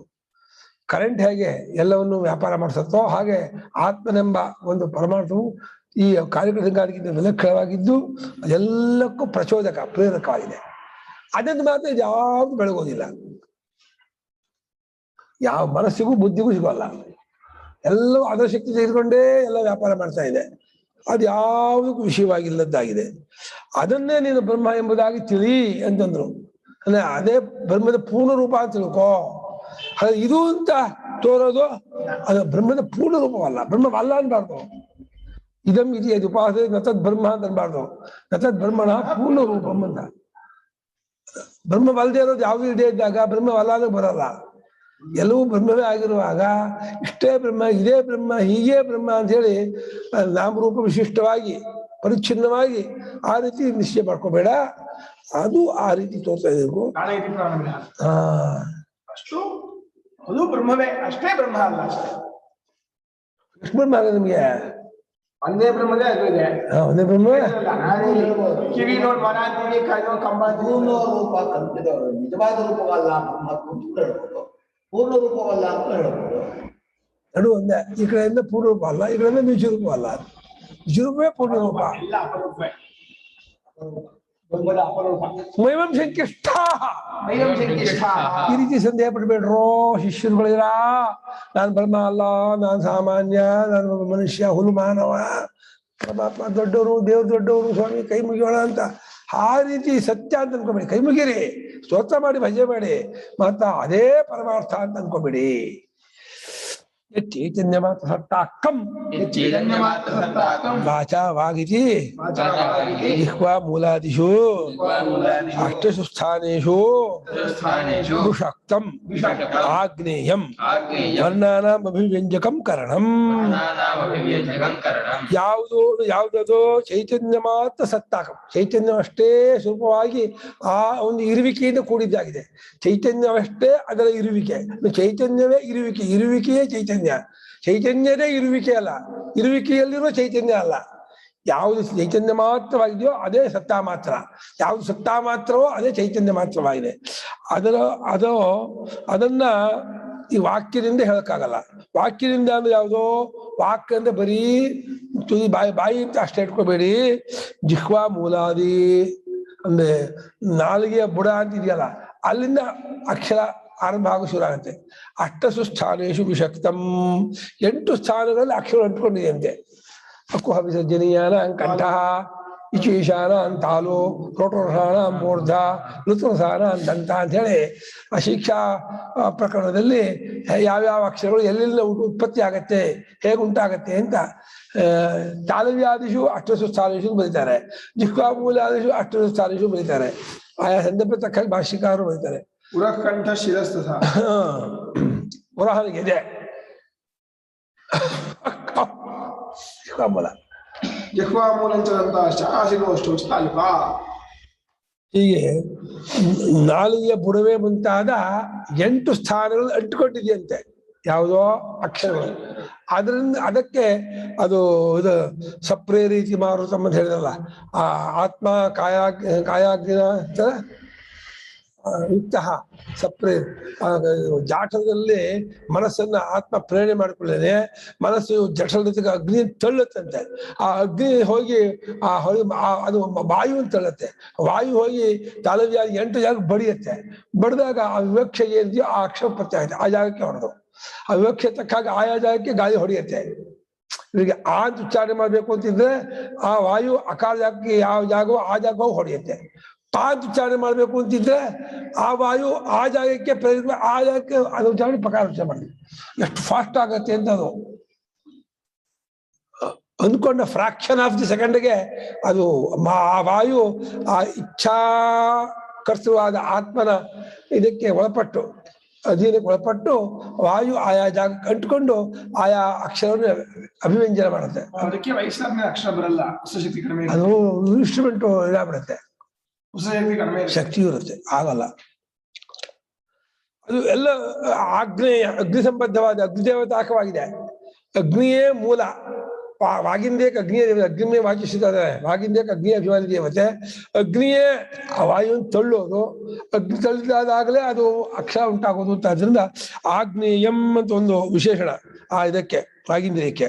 ಅಷ್ಟಶು ಸ್ಥಾನೇಶು ವಿಷಕ್ತಂ ಎರಡನೇದು, 8 ಸ್ಥಾನಗಳಲ್ಲಿ ಅಂಟುಕೊಂಡಿರೋದು ಅಂತ. ಅದೇ ಜಿಹ್ವಾಮೂಲಾದಿ ವರ್ಣಾನಾಂ ಅಭಿವ್ಯಂಜಕಂ. ಜಿಹ್ವಾಮೂಲಾದಿ ಸ್ಥಾನದಲ್ಲಿ ಇದ್ಕೊಂಡು ವರ್ಣಗಳನ್ನು ಅಭಿವ್ಯಂಜಕ ತೋರ್ಪಡಿಸುತ್ತೆ. ವರ್ಣ ಮುಂಚೆ ಇರುತ್ತೆ, ಅಕಾರ ಮುಂಚೆ ಇರುತ್ತೆ, ಅದು ವ್ಯಕ್ತವಾಗುತ್ತೆ ಇವುಗಳಿಂದ. ಅದಕ್ಕೆ ಅಕ್ಷರ ಅಂತ ಹೆಸರು. ನಾಶವಾಗೋಲ್ಲ ಅಂತ. ನಾಶವಾಗದೇ ಇರೋದ್ರಿಂದ ಆ ಲೆಟರ್ಸ್ಗೆ ಹೆಸರೇನೋ ಅಕ್ಷರ, ಆಲ್ಫಾಬೆಟ್ ಅಂತ. ಇದು ನಾಶವಾಗುತ್ತೆ, ಅದೇ ಶಬ್ದ ಅದು ನಾಶ ಆಗಲ್ಲ. ಅದು ಚೈತನ್ಯಾತ್ಮಕ ಶಬ್ದ ಅಲ್ಲ. ಶಬ್ದಕ್ಕೆ ಮೂಲ ರೂಪವಾಗಿರ್ತಕ್ಕಂಥ ಪ್ರತ್ಯೇಕ ರೂಪವಾದ ಚೈತನ್ಯ ಇದೆಯಲ್ಲ, ಅದು ನಾಶವಾಗಲ್ಲ. ಆತ್ಮನಲ್ಲಿದೆ. ಆತ್ಮನು ಪ್ರತ್ಯೇಕ ಬಂದು ಪ್ರತ್ಯಯ ಪ್ರೇರಣೆ ಮಾಡಿ ಅಗ್ನಿಯಿಂದ ಎಬ್ಬಿಸಿ ಅಗ್ನಿ ವಾಯು ತಳ್ಳಿ ವಾಯುವಿನಿಂದ ಆಯಾ ಜಾಗ ಬಡಿದು ಅಲ್ಲಿಂದ ಹೊರಗೆ ಬರುತ್ತೆ. ಈ ರೀತಿ ಅದು ಆ ವರ್ಣಗಳನ್ನ ಅಕ್ಷರಗಳನ್ನ ಅಭಿವ್ಯಂಜನ ಮಾಡುತ್ತೆ, ತೋರ್ಪಡಿಸುತ್ತೆ. ವರ್ಣಾಶ್ಚ ಅರ್ಥ ಸಂಕೇತ ಪರಿಚ್ಛಿನ್ನಾಃ ಏತಾವಂತಃ ಏವಂ ಕ್ರಮ ಪ್ರಯುಕ್ತಾಃ ಇತ್ಯೇವಂ ತದಭಿವ್ಯಂಗ್ಯಃ ಶಬ್ದಃ ಪದಂ ವಾಕ್ ಇತ್ಯುಚ್ಯತೆ. ವರ್ಣಗಳು ಅಂದ್ರೆ ಏನು? ವರ್ಣಗಳು ಅಂದ್ರೆ 52 ಅಕ್ಷರ ಕನ್ನಡದಲ್ಲಿ, ಸಂಸ್ಕೃತದಲ್ಲಿ 42, ಇಂಗ್ಲಿಷಲ್ಲಿ 26 ಅಂತ ಏನು ಇಟ್ಕೊಂಡಿದ್ದಾರೆ. ಆ ಅಕ್ಷರಗಳನ್ನು ನಾವು ನೋಡಿ ಅದು ಒಂದು ಏವಂ ಕ್ರಮೇಣ ಸಂಯುಕ್ತ ವೃದ್ಧ ವ್ಯವಹಾರದಲ್ಲಿ ಇಂತಿಂಥ ಅಕ್ಷರಗಳನ್ನ ಈ ಕ್ರಮದಲ್ಲಿ ಜೋಡಿಸಿದ್ರೆ ಇಂತಿಂಥ ಅರ್ಥ ಸಂಕೇತವನ್ನ ವ್ಯಕ್ತಪಡಿಸುತ್ತೆ. ಕಮಲ ಅಂತಂದ್ರೆ ಈ ಕಾಮ ಹೇಳ್ಬೇಕು, ಕಲಮ ಅಂದ್ರೂ ಆಗಲ್ಲ, ಮಕಲ ಅಂದ್ರೂ ಅದಾಗಲ್ಲ, ಲಮಕ ಅಂದ್ರೂ ಆಗಲ್ಲ. ಕಮಲ ಅಂತ ಹೇಳಿದಾಗಲೇ ಆ ಅರ್ಥ ಬರೋದು. ಅದು ವೃದ್ಧ ವ್ಯವಹಾರದಲ್ಲಿ ಆ ಪದಾರ್ಥಕ್ಕೆ ಈ ಅಕ್ಷರಗಳನ್ನ ಈ ರೀತಿ ಜೋಡಿಸ್ಬೇಕು ತೀರ್ಮಾನ ಮಾಡಿದ್ದಾರೆ. ಹಾಗಾಗಿ ಅರ್ಥ ಸಂಕೇತವನ್ನು ಇಟ್ಟುಕೊಂಡಂತಹ ಪದಗಳೇನಿದೆ, ಆ ಪದಗಳಲ್ಲಿ ಏನು ವರ್ಣಗಳಿದೆ, ಆ ವರ್ಣಗಳಿಗೆ ಒಂದು ಕ್ರಮಾನುರೋಧಿನಿ ಇದೆ, ಕ್ರಮವನ್ನು ಅನುಸರಣೆ ಮಾಡೋದು ಅಂತಿದೆ. ಯಾವ ಹಿಮಾಲಯ 4 ಅಕ್ಷರ ಬೇಕು, ಅದಕ್ಕೆ 4 ಅಕ್ಷರ. ಇದಕ್ಕೆ ಮಾತ್ರ ಒಂದೊಂದಿಗೆ 2 ಅಕ್ಷರನ, ಒಂದಕ್ಕೆ ಬೆಕ್ಕು ಯಾಕೆ 2 ಅಕ್ಷರ, ಹಿಮಾಲಯ ಯಾಕೆ 4 ಅಕ್ಷರ ಅಂತ ಹಾಗೆಲ್ಲ ಕೇಳಾಗಿಲ್ಲ. ಈ ಪ್ರಾಣಿಗೆ ಆ 2 ಅಕ್ಷರ ಅದೊಂದು ಸಂಕೇತವಾಗಿದೆ, ಆ ವಸ್ತುವಿಗೆ ಈ ಅಕ್ಷರ ಸಂಕೇತವಾಗಿದೆ. ಹಾಗಾಗಿ ಅರ್ಥ ಸಂಕೇತ ಪರಿಚ್ಛಿನ್ನ. ಅರ್ಥ ಅಂದ್ರೆ ವಸ್ತು, ಅದರ ಸಂಕೇತ ಅಂದ್ರೆ ಅದನ್ನ ಇಂಡಿಕೇಟ್ ಮಾಡೋದು. ಅದನ್ನ ಪರಿಚ್ಛಿನ್ನವಾಗಿರ್ತಕ್ಕಂತಹ ಆ ವರ್ಣಗಳು ಏತಾವಂತಹ ಇಂತಿಂತಹ ವಸ್ತುವಿಗೆ ಹೇಳಬೇಕಾದಂತಹ ಪದಗಳಿಗೆ ಇಷ್ಟೆಷ್ಟು ವರ್ಣ ಅಂತ ತೀರ್ಮಾನ ಇದೆ. ಅದು ಪರ್ಯಾಯ ಜಾಸ್ತಿ ಇರ್ಬೋದು. ಕೆಲವು ಪರ್ಯಾಯ 4 ಅಕ್ಷರಗೆಲ್ಲ ಅದೇ ಅರ್ಥವನ್ನು ಹೇಳುವಂತಹ ಇದು ಅದು ವೃದ್ಧ ವಿಭಾಗ ಅದು ಹಾಗೆ ಬಂದಿದೆ. ಹಾಗಾಗಿ ಇಷ್ಟು ಅಕ್ಷರಗಳು ಈ ಕ್ರಮದಿಂದ ಕೂಡಿಕೊಂಡದ್ದಾದಾಗ ಅದು ಆ ಅರ್ಥವನ್ನು ಅಭಿವ್ಯಂಜನ ಮಾಡುತ್ತೆ, ತೋರ್ಪಡಿಸುತ್ತೆ.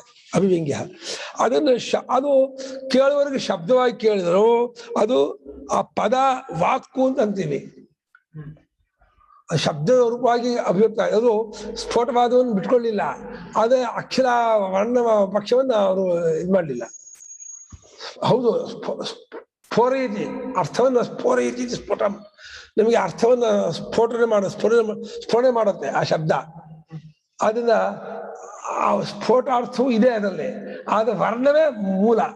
ವರ್ಣವಿಲ್ಲದೆ ಹೋದ್ರೆ ಆ ಕ್ರಮವಾಗಲಿ ಅರ್ಥವಾಗಲಿ ಸಂಕೇತವಾಗೋಲ್ಲ.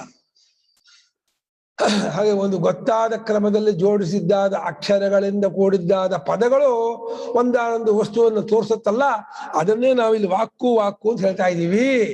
ವಾಕು ಬರೀ ಇಂದ್ರಿಯನ್ ಹೇಳ್ತಾ ಇದೀವಿ ಅಂತ ಅನ್ಕೋಬೇಡಿ. ವಾಕು ಅನ್ನೋದು ಪದಗಳನ್ನ, ಅರ್ಥ ಸಂಕೇತದಿಂದ ಕೂಡಿದ್ದಾದ ಪದಗಳನ್ನ ವಾಕು ಅಂತ ಹೇಳ್ತಾ ಇದೆ. ಸಾಕು, ಮುಂದೆ 10 ಗಂಟೆ ಹೇಳ್ತಾರೆ.